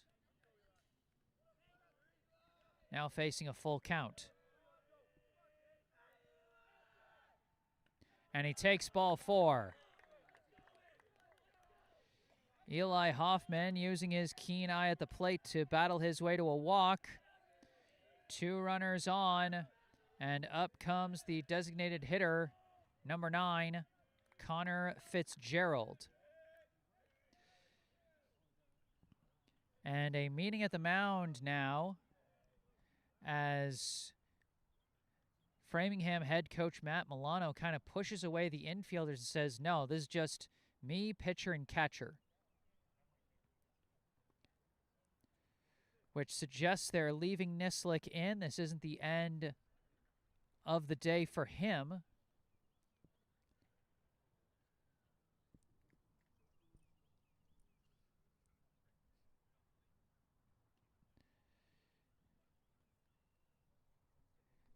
You know, clearly wants his guy to just keep throwing strikes the way he's been doing before allowing that walk to Hoffman.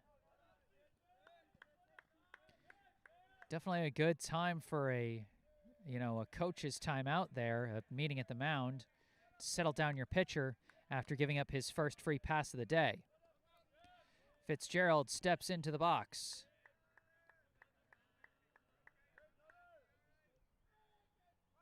Shows bunt, lays it down, picking it up as Nislik throws to third. And both umps are kind of looking at each other, and they ultimately call safe. That was a huge play at third. And boy, the umps, after that play, they were kind of just like staring at each other.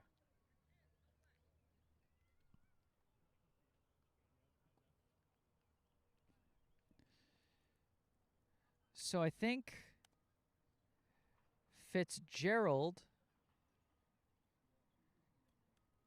effectively reaches on what would be scored as a sac bunt,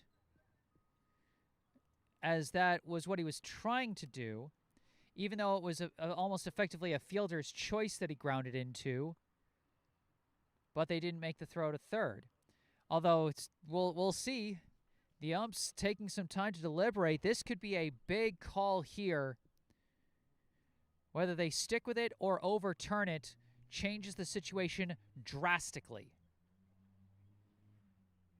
It could be bases loaded, 1 out, or it could be first and second, 2 out. Nislik read that bunt all the way and opted to go to third.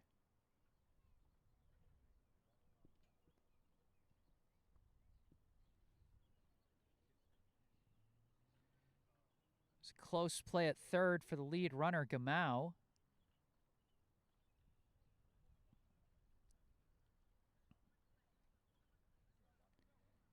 And they uphold the safe call at third.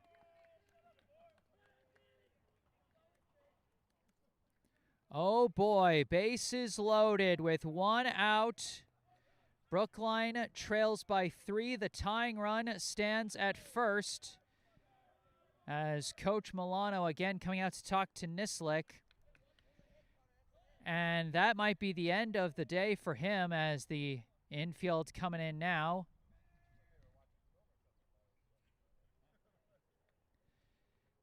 And it looks like they're going to bring out Brian Chagnon to try and get out of this jam. So Nislik leaves 3 inherited runners on the base paths.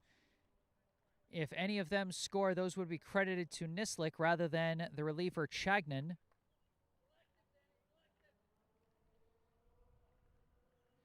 And it's going to be a real high-pressure situation for the Brookline freshman, Danny Carballo.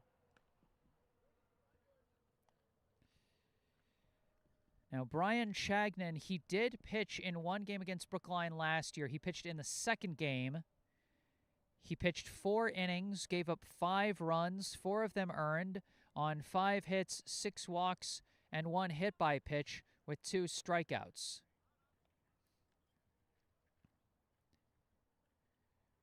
So he is hoping for a better outing here against the Warriors, coming on in a tight spot. Carballo, meanwhile,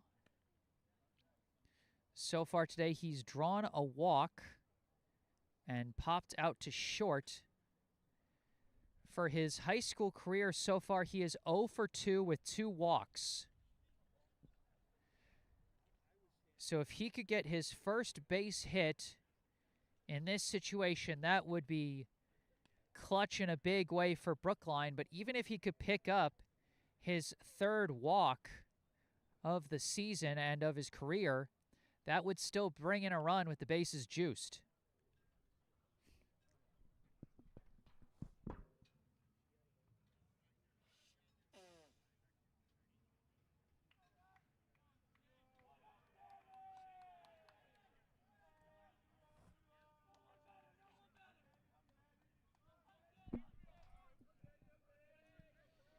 All right, here we go.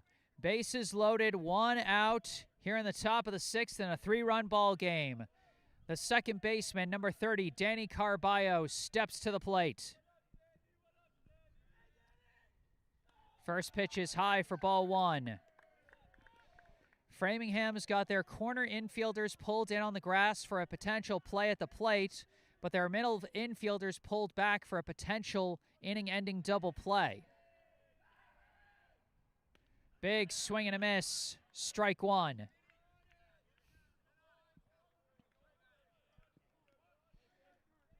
One and 1 the count.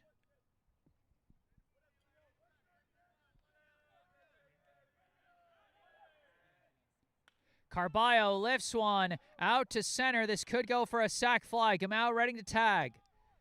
Gamau heading to the plate. He stops and he goes back. A little too shallow, I guess, on the fly ball. And so that'll simply be a second out. And that's tough for Brookline. Now batting the right fielder, number 8, Max Kaufman. First pitch high, ball 1. Chagnon trying to get out of the jam with no runs allowed. Kaufman trying to get something out of this rally for Brookline.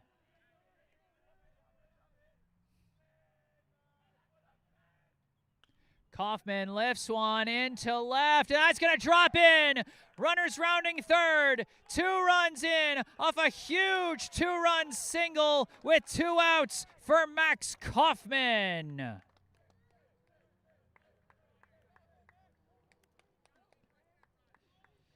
It's a tight ball game again as Gamau and Hoffman both come in to score, running on contact with 2 outs.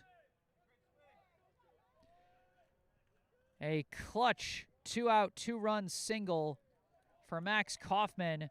And now at the tying run at second, up comes the center fielder, number 24, Wally Lawrence.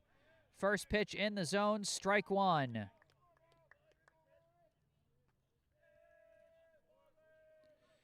Lawrence so far today, he's grounded out to first, hit into an E5, as that's a high ball 1.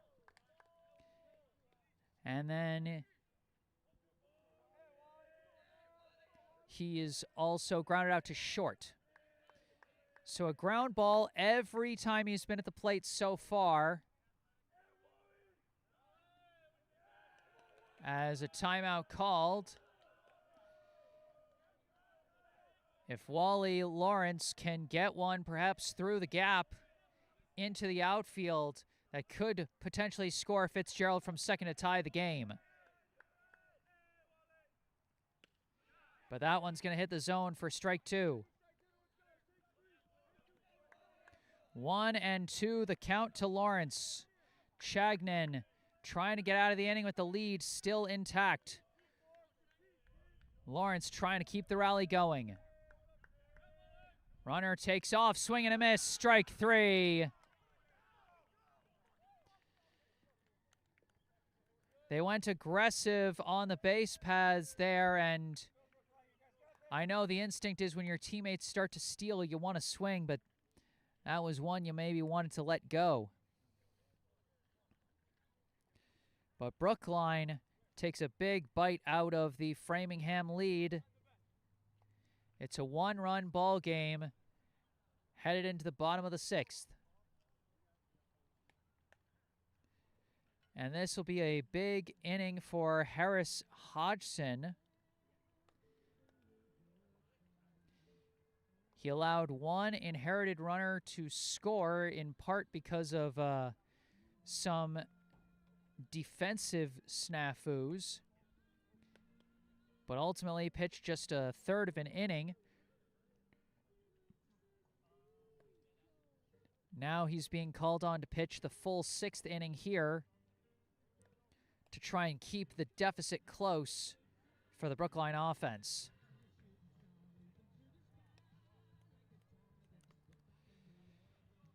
He'll be facing Jessman, Deptula, and Winders.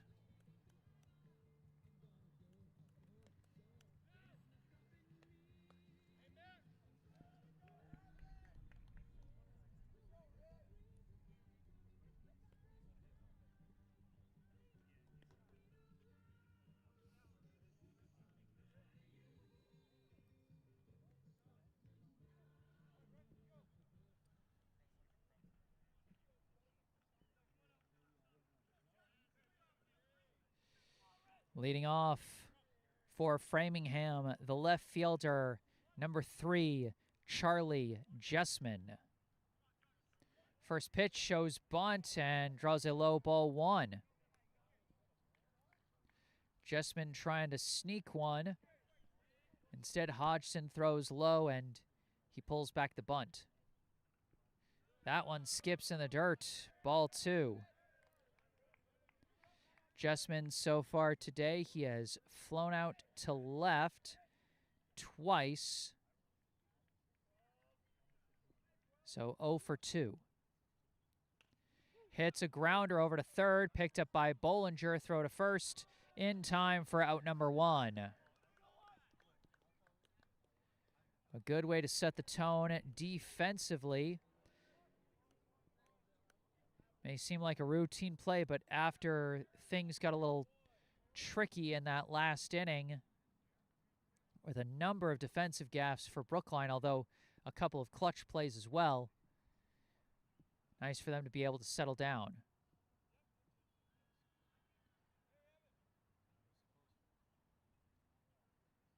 What's going on here? Is Framingham trying to say the first baseman was off the bag or something? What's going on here?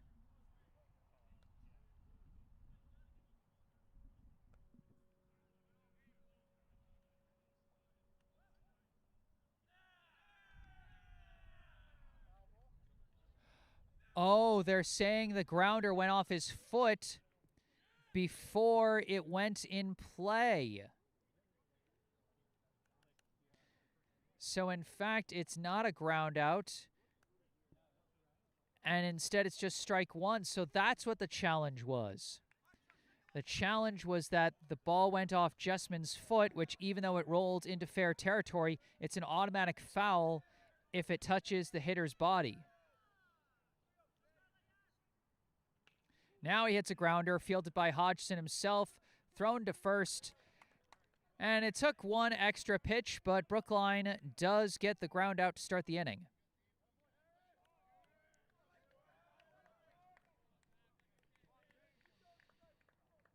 And boy, if that don't help you feel a little better, you not only get the first guy out, you get him out twice.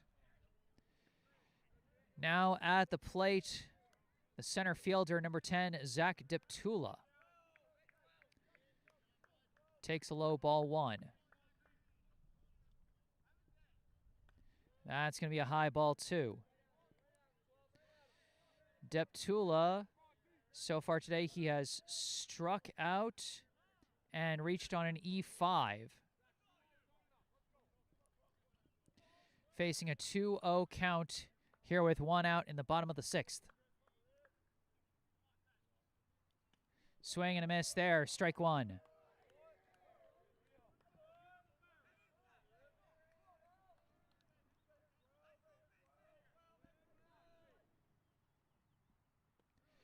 That one's low for ball 3.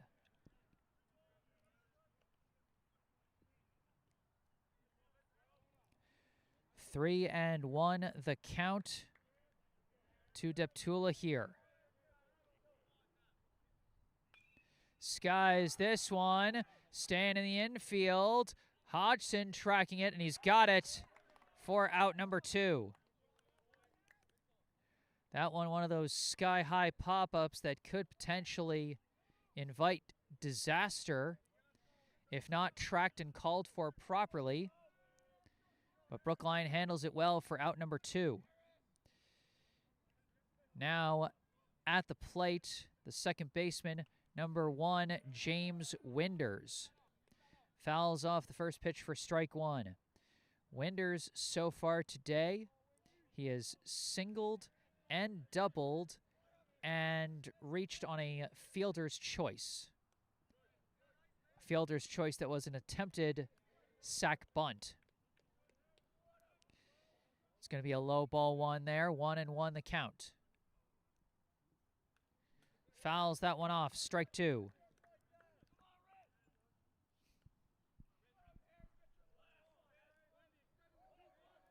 1-2 the count. Hodgson trying to put him down in order and give his teammates the chance to complete the comeback in the 7th.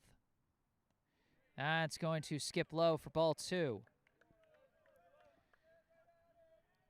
Winders has been a dangerous bat. 2 for 3 at the plate so far with a run scored.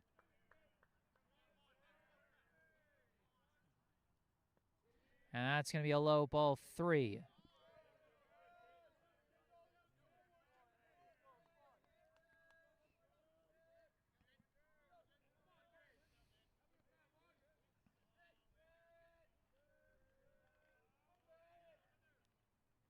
And the payoff pitch got away from Hodgson there. Way high for ball 4.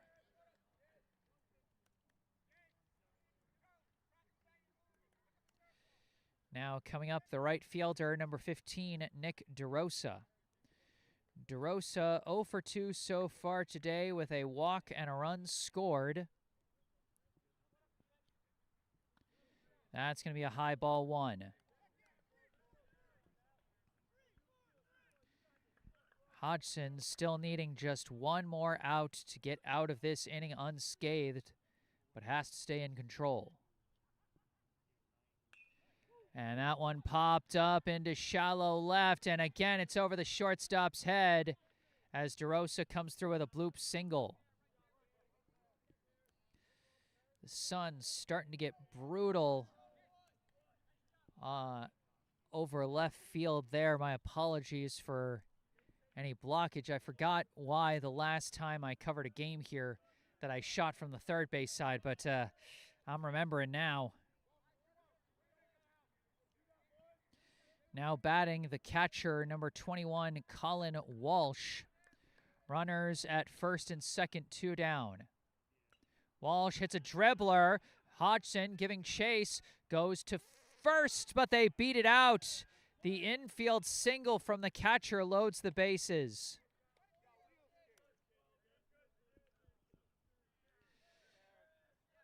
Looks like Hodgson was trying to not rush that throw and potentially invite a throwing error, but really needed a little more haste on that one. And now the base is juiced with 2 outs. Mavrikas on to first as the courtesy runner. Now batting the shortstop, number 6, Jack Maud. First pitch in the zone, strike 1. Maud is the hitter that gave Framingham the lead in the bottom of the 5th with that 2-out, 2-run single. Takes strike 2 there. Hodgson trying to get out of the jam. Maud trying to add more to his team's lead. Slices it foul, stays alive at 0-2.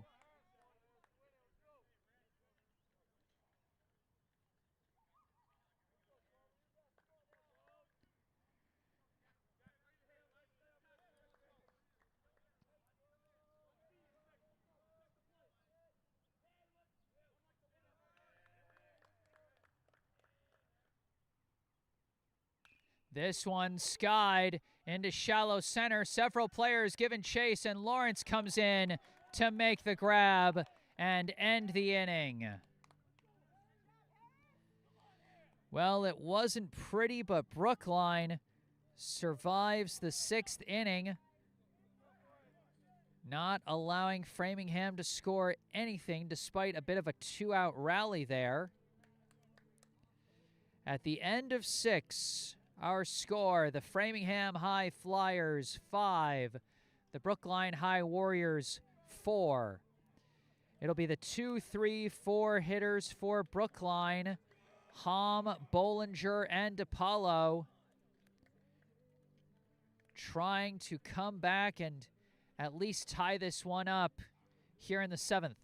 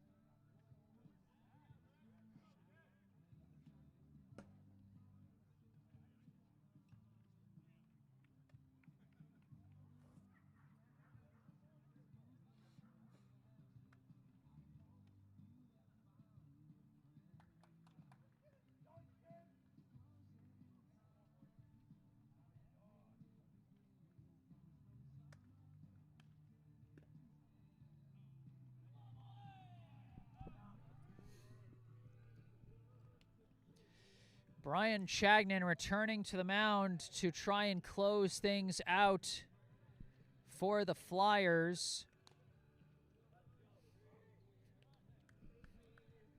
If he finishes the job, he will pick up the save for Framingham. Nislik would be the pitcher on credit for the win. Miller would be on credit for the loss. But Brookline still has 3 outs left to try and get at least 1 run to keep their hopes alive.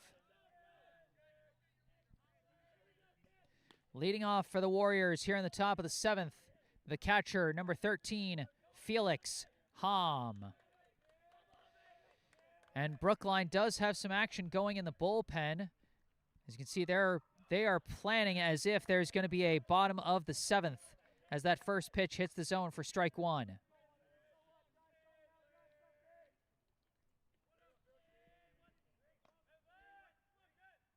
That one also hits the zone, strike 2.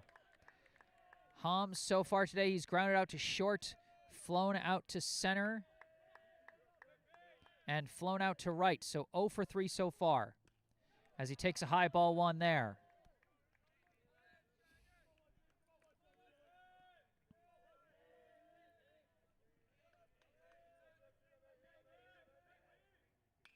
Hom makes contact and sends it through the gap into left. A leadoff single, and the tying run is aboard for Brookline. Courtesy runner coming in for Brookline. It'll be Bryce Hellendrung running in place of the catcher.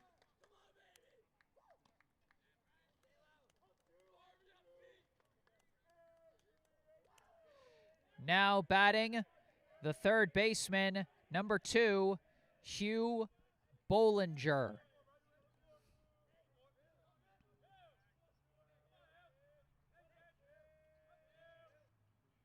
First pitch is high for ball 1. Now here's the question. You've got a freshman courtesy runner at first. You need 1 run to tie. Do you try to steal? So intense in every aspect right now. That's a high ball 2 to Bollinger. Bollinger so far today, he has singled, struck out, and flown out to right. So he's 1 for 3.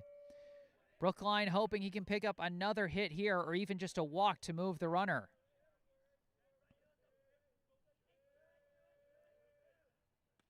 That one in the zone, strike 1.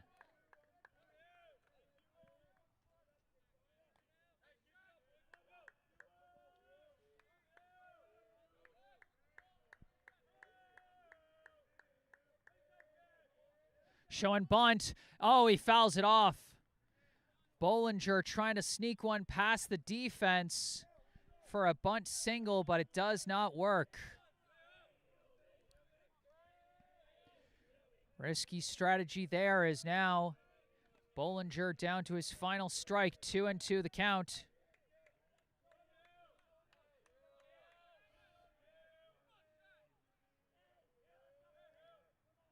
And that's a high ball 3. Chagnon's been having some trouble with the fastball coming out of his hand early and coming in high. He's got a full count here to Bollinger with a runner at first and nobody out.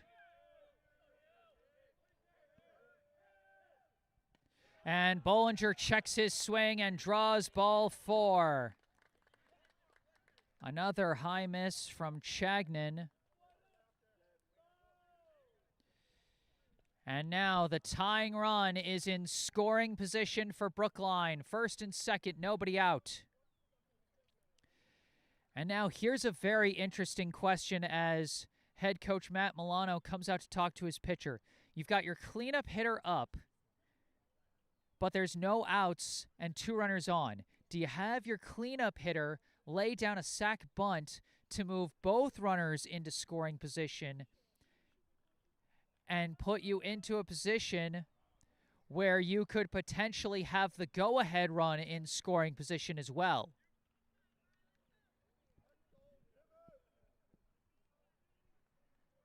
Wouldn't be surprised if we see a bunt here from DiPaolo. But then if that happens, will Framingham try and get the lead runner at third? Let's see what happens. The shortstop, number 5, Jimmy DiPaolo at the plate. And Chagnon turns around, trying to keep the runners honest. And in a situation where there's a chance of a bunt, you know, you want to keep the runners honest, throw them off their rhythm so they can't get a good break. As Walsh signaling for something from the defense there. McAuliffe, the first baseman, pulled in, and that one's in for strike 1. DiPaolo did not show bunt in that situation. Are they calling on their cleanup hitter to swing away here?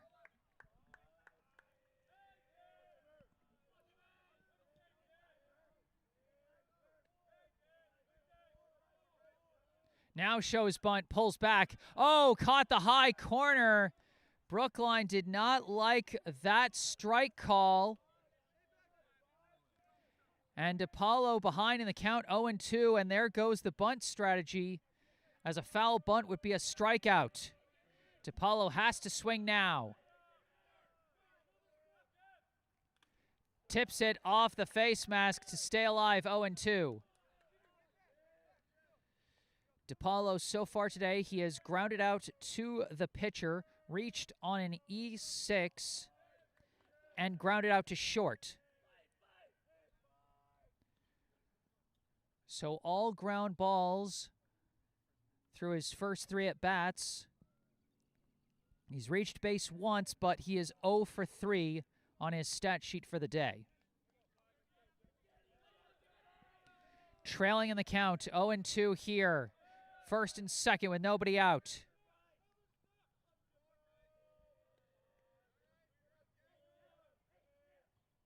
And he tips it again. DiPaolo out in front a little bit on that off-speed pitch, but he manages to get a piece of it and stay alive and keep battling here in the top of the 7th.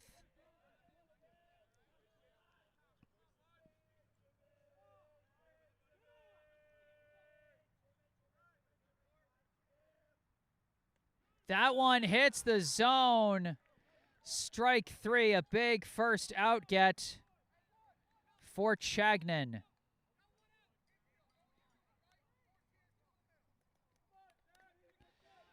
Now coming up, the first baseman, number 4, Thaddeus Gamau.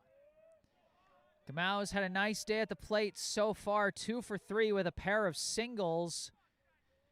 And Brookline would sure like him to get one more hit. And he lines one into center in front of the center fielder. The runner was late to take off, though, worried about a potential catch. And so that single will simply load the bases.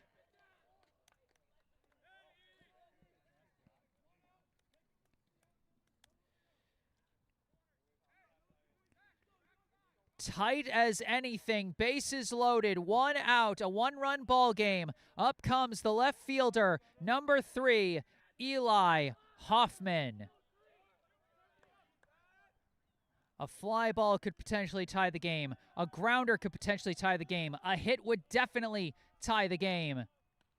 Checks his swing, they call strike. Brookline getting very frustrated with the strike calls here, as there's been a couple ones that looked a bit high, but the ump saw a strike.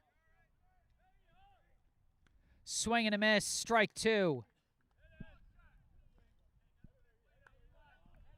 Hoffman hoping to at least put this ball in play. Down in the count, 0-2. Fouls that one off and stays alive. Hoffman, so far today, he has laid down a sac bunt, flown out to right, and drawn a walk, and scored Brookline's most recent run. Now he's hoping he can bring one in. That one misses, ball 1. And now Framingham frustrated. A tight situation like this, any close call is going to frustrate somebody. 1-2 the count. Hoffman lifts one out to right. DeRosa has it. Hellendrung tags, coming to the plate. He's in safe. We're all tied up. A throw to third, and he's safe. Framingham thought they had the end of the inning,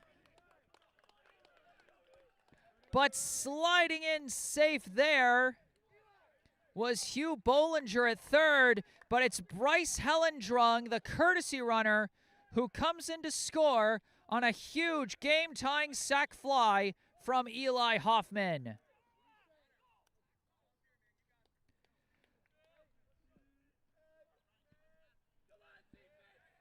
The go-ahead run is now at third, as up comes the designated hitter, number 9, Connor Fitzgerald. Runners at the corners, 2 down here in the top of the 7th.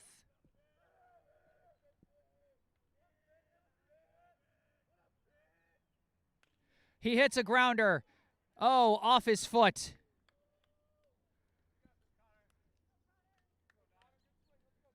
Second straight half inning that we've had that kind of call. As that same thing happened with Jessman in the bottom of the 6th. An 0-1 count to Fitzgerald.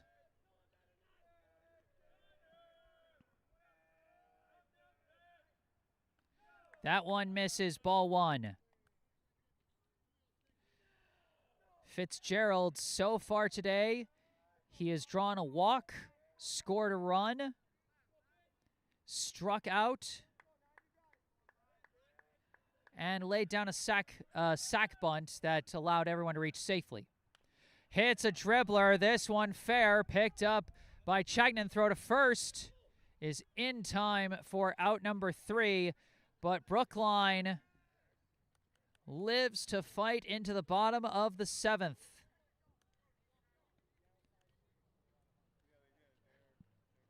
The game-tying sac fly from Eli Hoffman knots us up at 5, going into the last half inning of regulation. And I now have to specify regulation, because if Framingham does not score here in the bottom of the 7th, we go to extra innings. And boy, with the sun close to dipping below the trees here, I mean, it's going to be interesting. We have lights here at Bowditch Field. So it's possible, if they have access to those lights, then this game can go as long as it has to. But if they don't have access to the lights, if for any reason they're not able to turn on the lights here at the field, then this game could potentially get called due to darkness.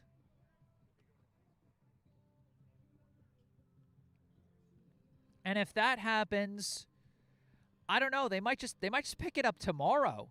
They might just come back here tomorrow to try and finish it if that happens. I really hope that's not the case. It'll be the 5, 6, 7 hitters coming up for Framingham. Starting off with the first baseman, number 22, Ryan McAuliffe. Harris Hodgson back on the mound, draws a liner and a nice snag by Thaddeus Gamau at first base. 1 pitch, 1 out.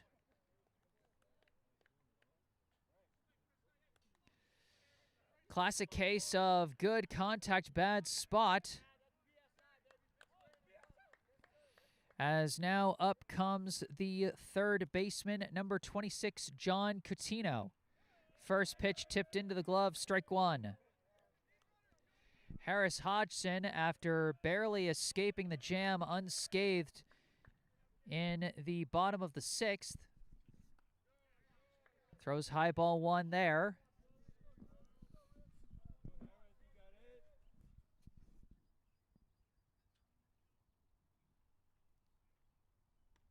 That one high ball 2.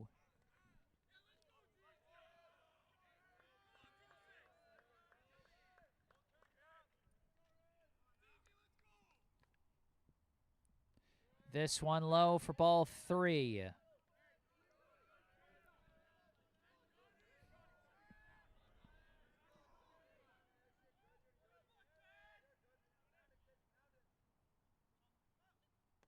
That one in the zone.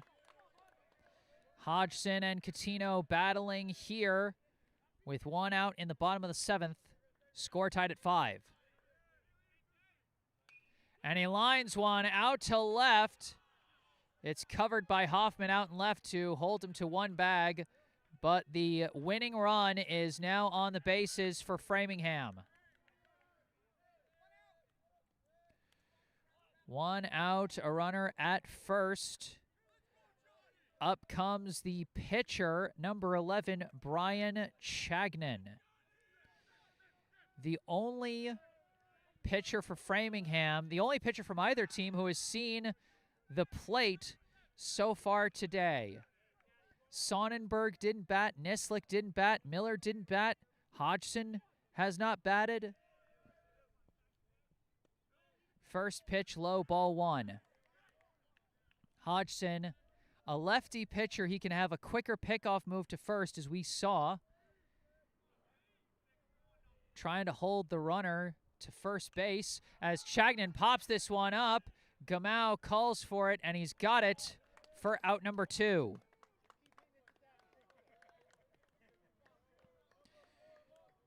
Two catches for Gamau here in the bottom of the 7th. As I heard one of the Brookline fans saying, just keep hitting it to Thaddeus. Now with 2 down, up comes the left fielder, number 3, Charlie Jessman. First pitch skips in the dirt, ball 1, well covered by Felix Hom. Trying not to let anything get past him that might create an opportunity for the base runner to move into scoring position.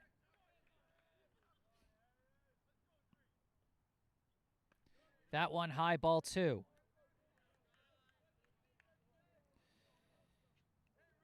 Jessman, so far today, he has flied out to left twice and grounded out to the pitcher. Takes a high, ball 3. Hodgson has to be careful. A walk here does move the winning run into scoring position.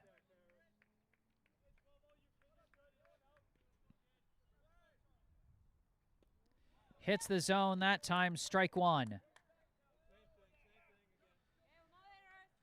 Coutinho, the potential winning run at first, 2 down here in the bottom of the 7th. That one just high. Ball 4.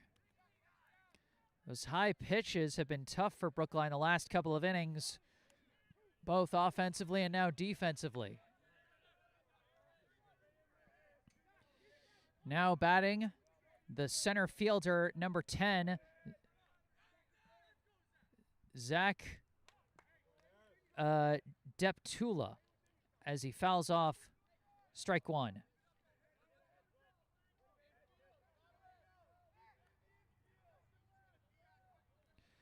0-1 the count. The winning run at second. Hits a hard grounder over to short. Fielded by DiPaolo. He juggled it, but did he get it to second? Just barely by the skin of their teeth in the clumsiest way possible. Brookline escapes the jam and forces us into extra innings.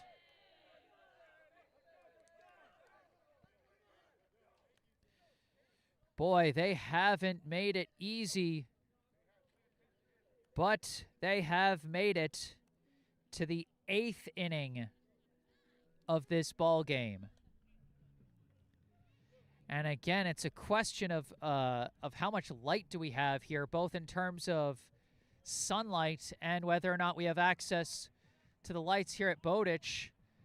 I mean, they've lit up the scoreboard here at Bowditch Field. So, you know, I'd think that they'd have access to the lights here at the park. New pitcher for Framingham, number 15, Nick DeRosa, going to take over for Chagnon. He'll be facing the 8-9-1 hitters Carballo, Kaufman, and Lawrence.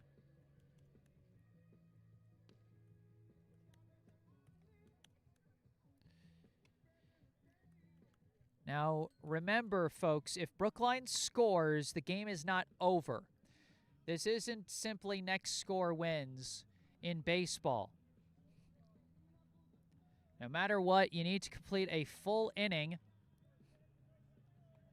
If Framingham scores first in the bottom half of the inning, then the game is over because Brookline's not getting another chance to bat. But if Brookline scores, Framingham gets their turn at bat. So we'll see what happens here in the top of the 8th.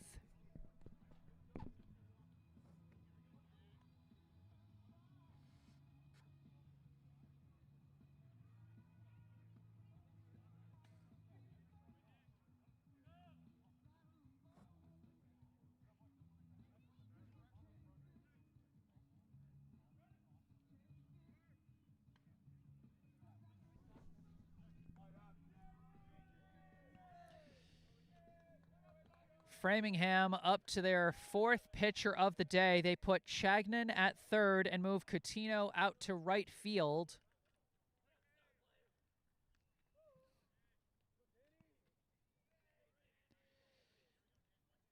And up to the plate comes the second baseman, number 30, Danny Carballo. Carballo was able to almost kind of bail out DiPaolo on that last play of the inning. DiPaolo was kind of stumbling, juggling the ball as it kind of like rolled out of his glove, and Carballo there to get his glove around it and finish the fielder's choice to end the inning. A 1-1 count after a swing and a miss and then a high ball one.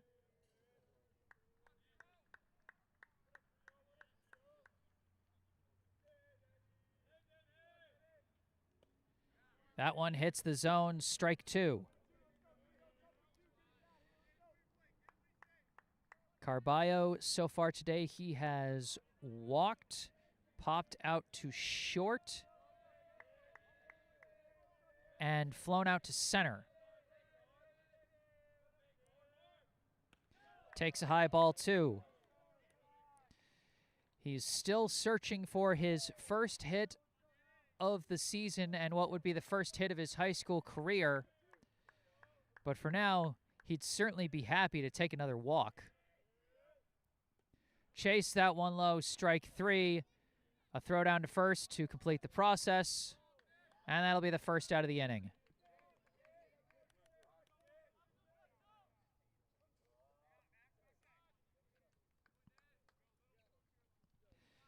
Now batting the right fielder, number 8, Max Kaufman.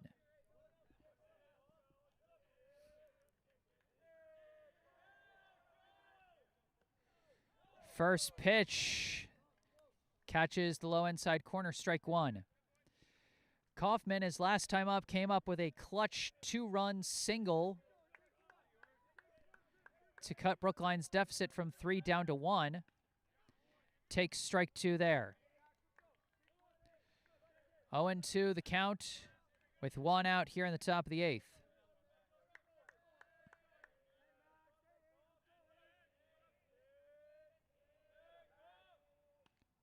And they call that one strike 3.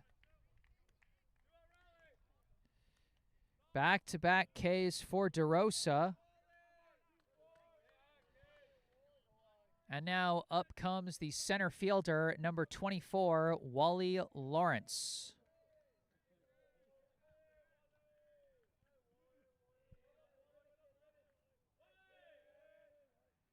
First pitch hits a grounder up the middle, tracked by Maud. Throw to first is wild, and Lawrence reaches on an error for the second time today. He's racing down to second, though, and they got the tag. A great backup job by Walsh.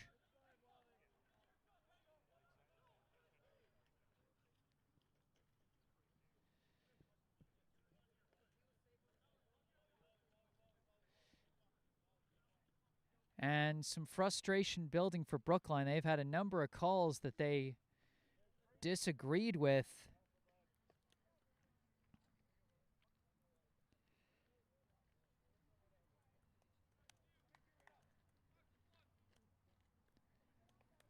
And certainly a tough way to end the inning.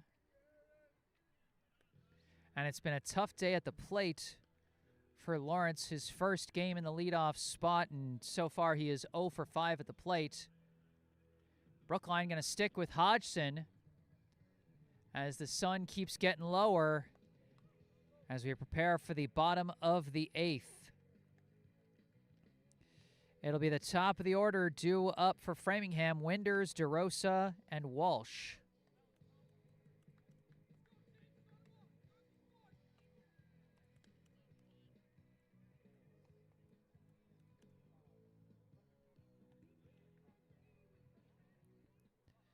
Got another note in the live chat from Joanna Fricky saying, "Come on, Brookline, watching from Las Vegas, Nevada." Thanks so much for tuning in, Joanna. Hope you've been enjoying the broadcast so far as we keep going through our first extra inning. And James Winders pops up the first pitch he sees. Bollinger's got it for out number 1.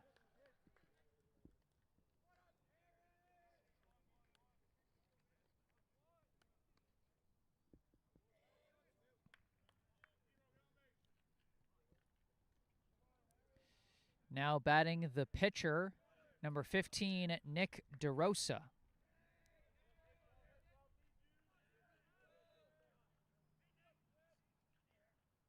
First pitch, he pops it up. Hom giving chase, but that's out of play over by the Framingham dugout for strike 1.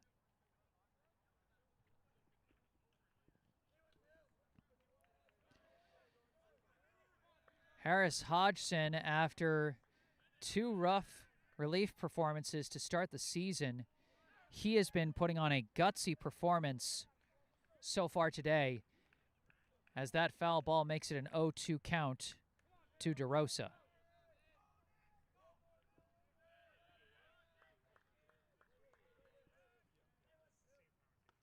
That's going to be a high ball 1.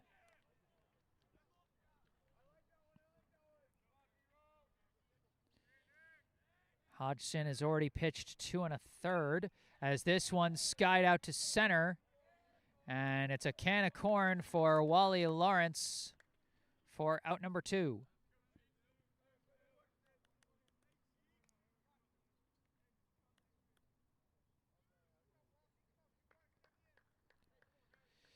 Now batting the catcher, number 21, Colin Walsh.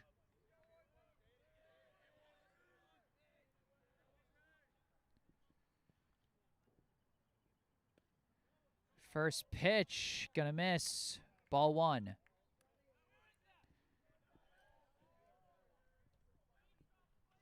Two down, bases empty here in the bottom of the 8th. As that one hits the zone, strike 1. It's been a close, intense game throughout the day between two teams searching desperately for their second win of the year, as that one tipped into the glove for strike 2.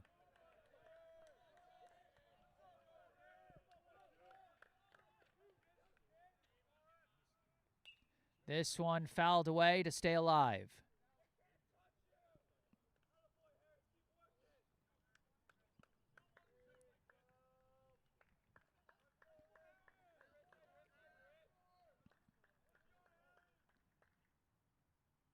That one misses high and away, ball 2. A few lights going on over at the football field, but not like the main field lights. So again, we'll see. That one's going to miss outside, ball 3. A full count for Walsh.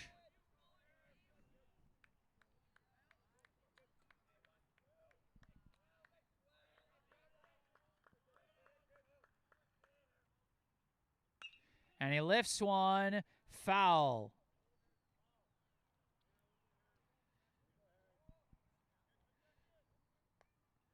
The infield ump kind of ducking in cover there, trying to stay out of the path of the ball just in case. I mean, if you're the ump, you never want the ball to hit you, not just for safety's sake, but because you don't want to interfere in the game in any way. And that is going to miss outside, and Walsh battles his way to a walk. And a potential winning run is now aboard as the courtesy runner, Mavrikas, comes out to run in Walsh's place. Now batting the shortstop, number 6, Jack Maud. Strike 1.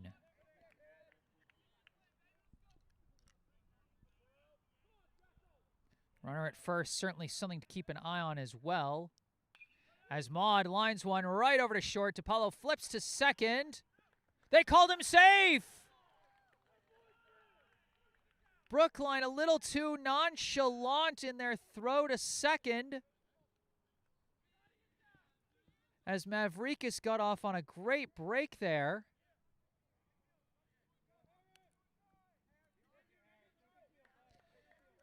So a fielder's choice, but everyone's safe. The winning run now in scoring position as up comes the first baseman, number 22, Ryan McAuliffe. First pitch in there, strike 1.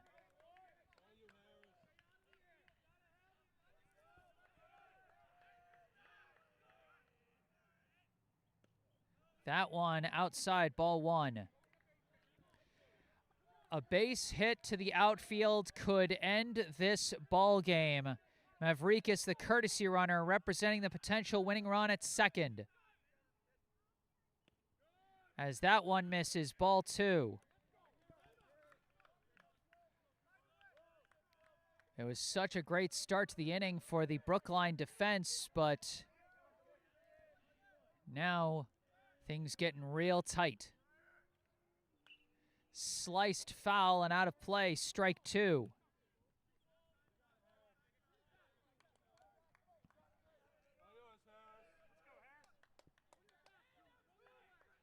Two and two the count. 2 out, 2 runners on here in the bottom of the 8th.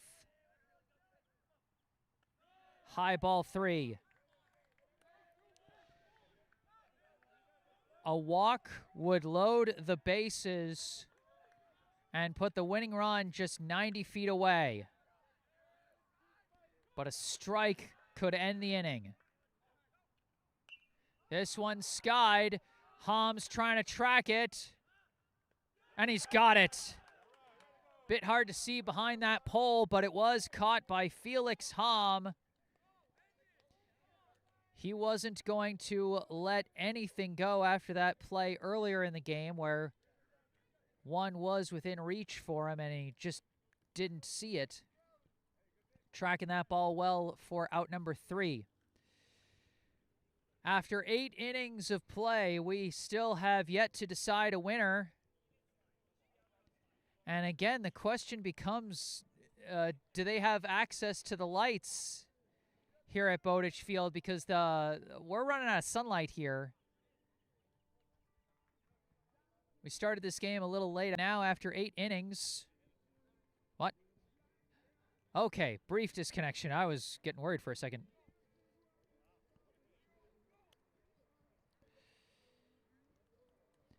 If the game were postponed due to darkness, it would not be the first time I've seen this happen in my time covering Brookline baseball. I've seen it happen in the spring. I've seen it happen in the summer. I've seen it happen a couple of times.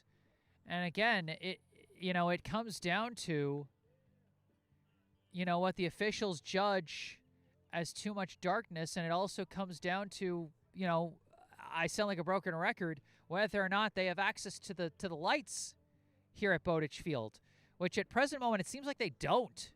I mean, I would think if they had access to them, they would have turned them on by now. And if they don't have access to them, we might not get a finished game here.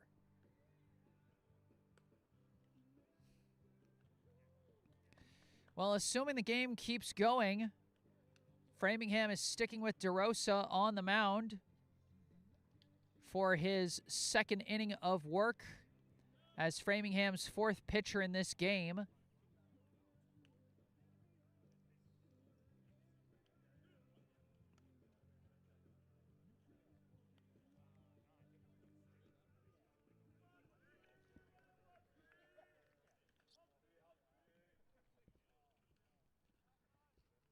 It'll be the 2, 3, 4 hitters due up for Brookline, starting with the catcher, number 13, Felix Hom. Hom, his last time up, got a leadoff single to start Brookline's 7th inning rally that allowed them to tie up the ball game as his courtesy runner, Bryce Hellendrung, scored that tying run. First pitch fouled off, strike 1.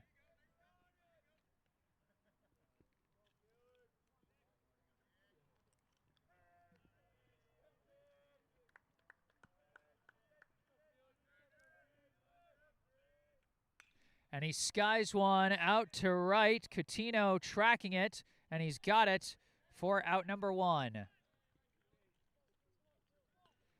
This is where the lack of lights really starts to rear its head, is on fly balls like that. If it gets to a point where outfielders can't find the ball, could get really tough. Coming to the plate, the third baseman, number 2, Hugh Bollinger. Takes that one inside, ball 1.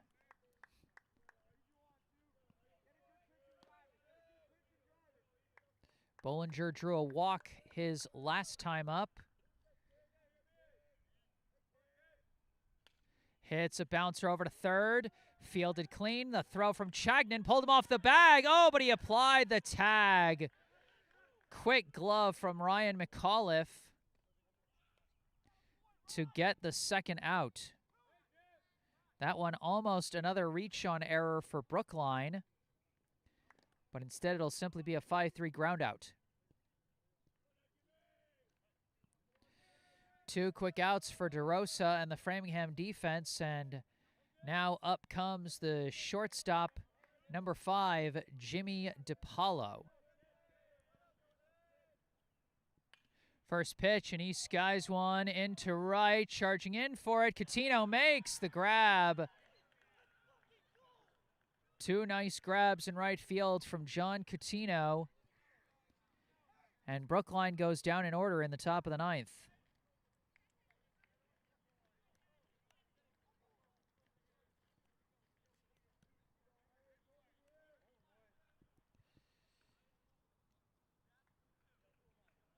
Brookline sticking with Harris Hodgson.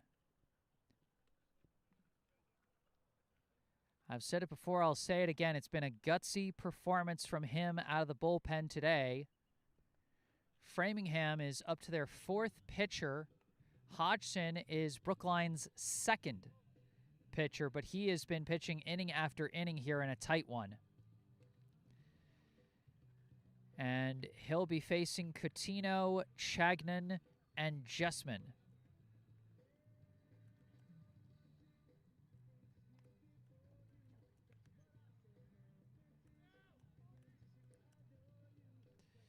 And again, if Framingham scores even once, the ball game is instantly over.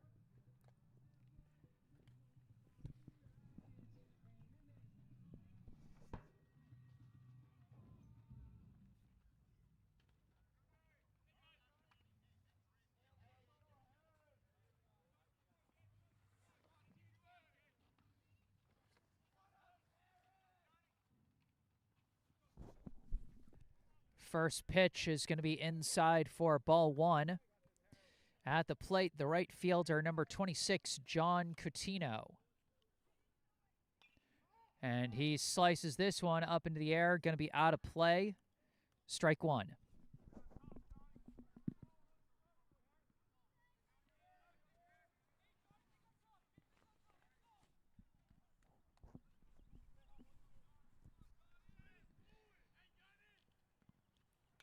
This one lined out to left. Oh, what a snag out in left field by Eli Hoffman. Catching it around the shoestrings for out number 1.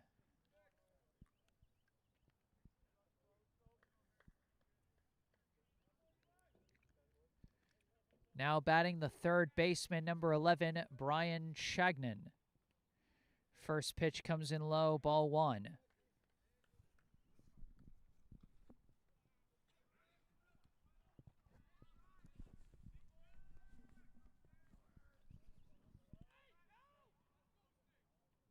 Swing and a miss there, strike 1.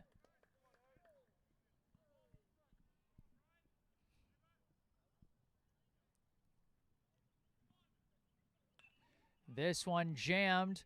Pop up in the infield. Carballo calls for it, and that is out number 2.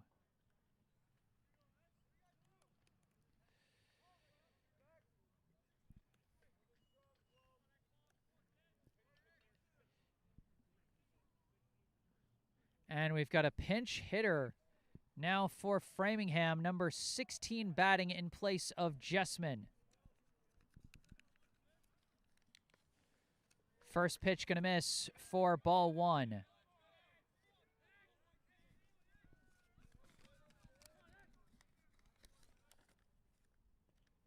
That one low for ball 2.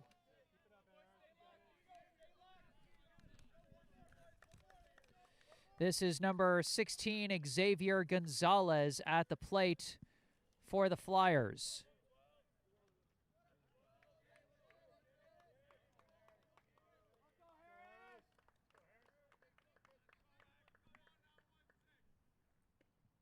That one hits the zone for a strike.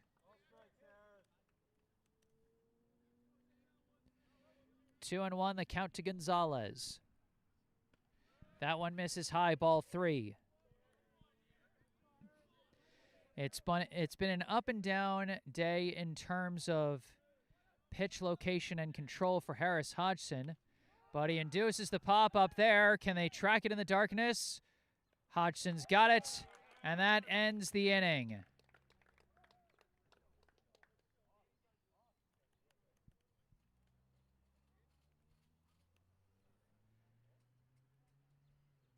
And are they calling this due to darkness?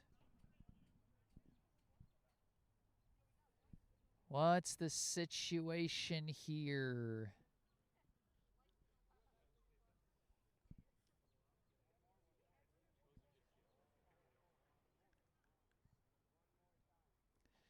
It looks like they're going to call this one for now due to darkness.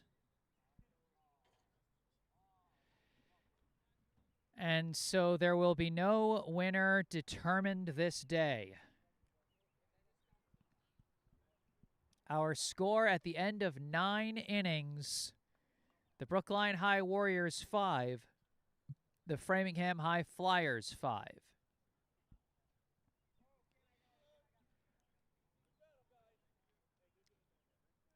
I'm not sure what they're planning to do in terms of finishing this game.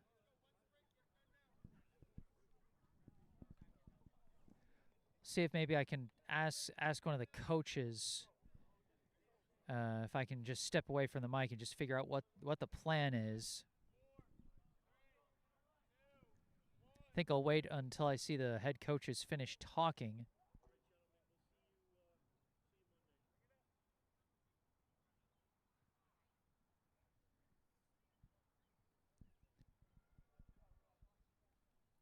Well, either way, what a thrilling game this one was. It's kind of disappointing to not have a final result out of it, but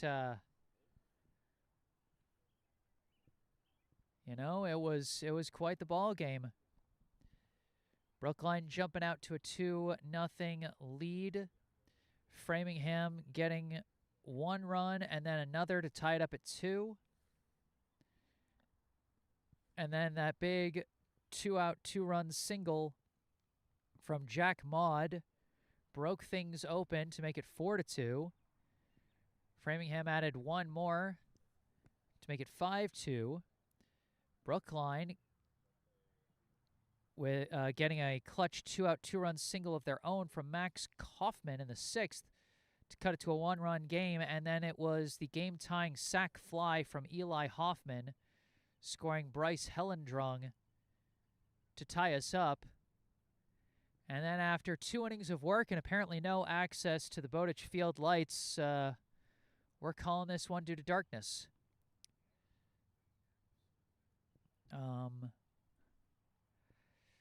Not sure what the plan is, if they're planning to just call this game a tie, if they're planning to make it up tomorrow or Friday or something. I'm hoping it's not tomorrow because I don't think I'm available tomorrow. I would certainly prefer if it were Friday. But, you know, for now I don't know. And so for now, I guess that's it. I'll you know, be talking to people afterwards, maybe posting something in the live chat after I find out what's going on. But for now, that's going to do it for this broadcast. Thank you all so much for tuning in today. I am Jesse Mayfield-Sheehan. Remember, if you enjoyed this live stream, be sure to hit that like button and subscribe to the channel. Thank you to all those who brought the good vibes in the live chat today. If there's anything you'd like to say after the broadcast is concluded, you can say it in the comment section down below. You can also go down below to the description section of the video, where you can find the link and phone number for our local charity spotlight, the Brookline Community Foundation, as well as some links related to me that you can also see in the bottom right corner of your screen. My personal website, jessesports.com, my email, as well as my social media accounts on Instagram and Facebook. I'll be posting highlights from this game at some point, but again, I'd really just like to know what's going on first. But for now, after 9 innings called due to darkness, it's a 5-5 tie between Brookline and Framingham. From Bowditch Field in Framingham, Massachusetts, I am Jesse Mayfield-Sheehan. Thank you all for watching, and have a good night.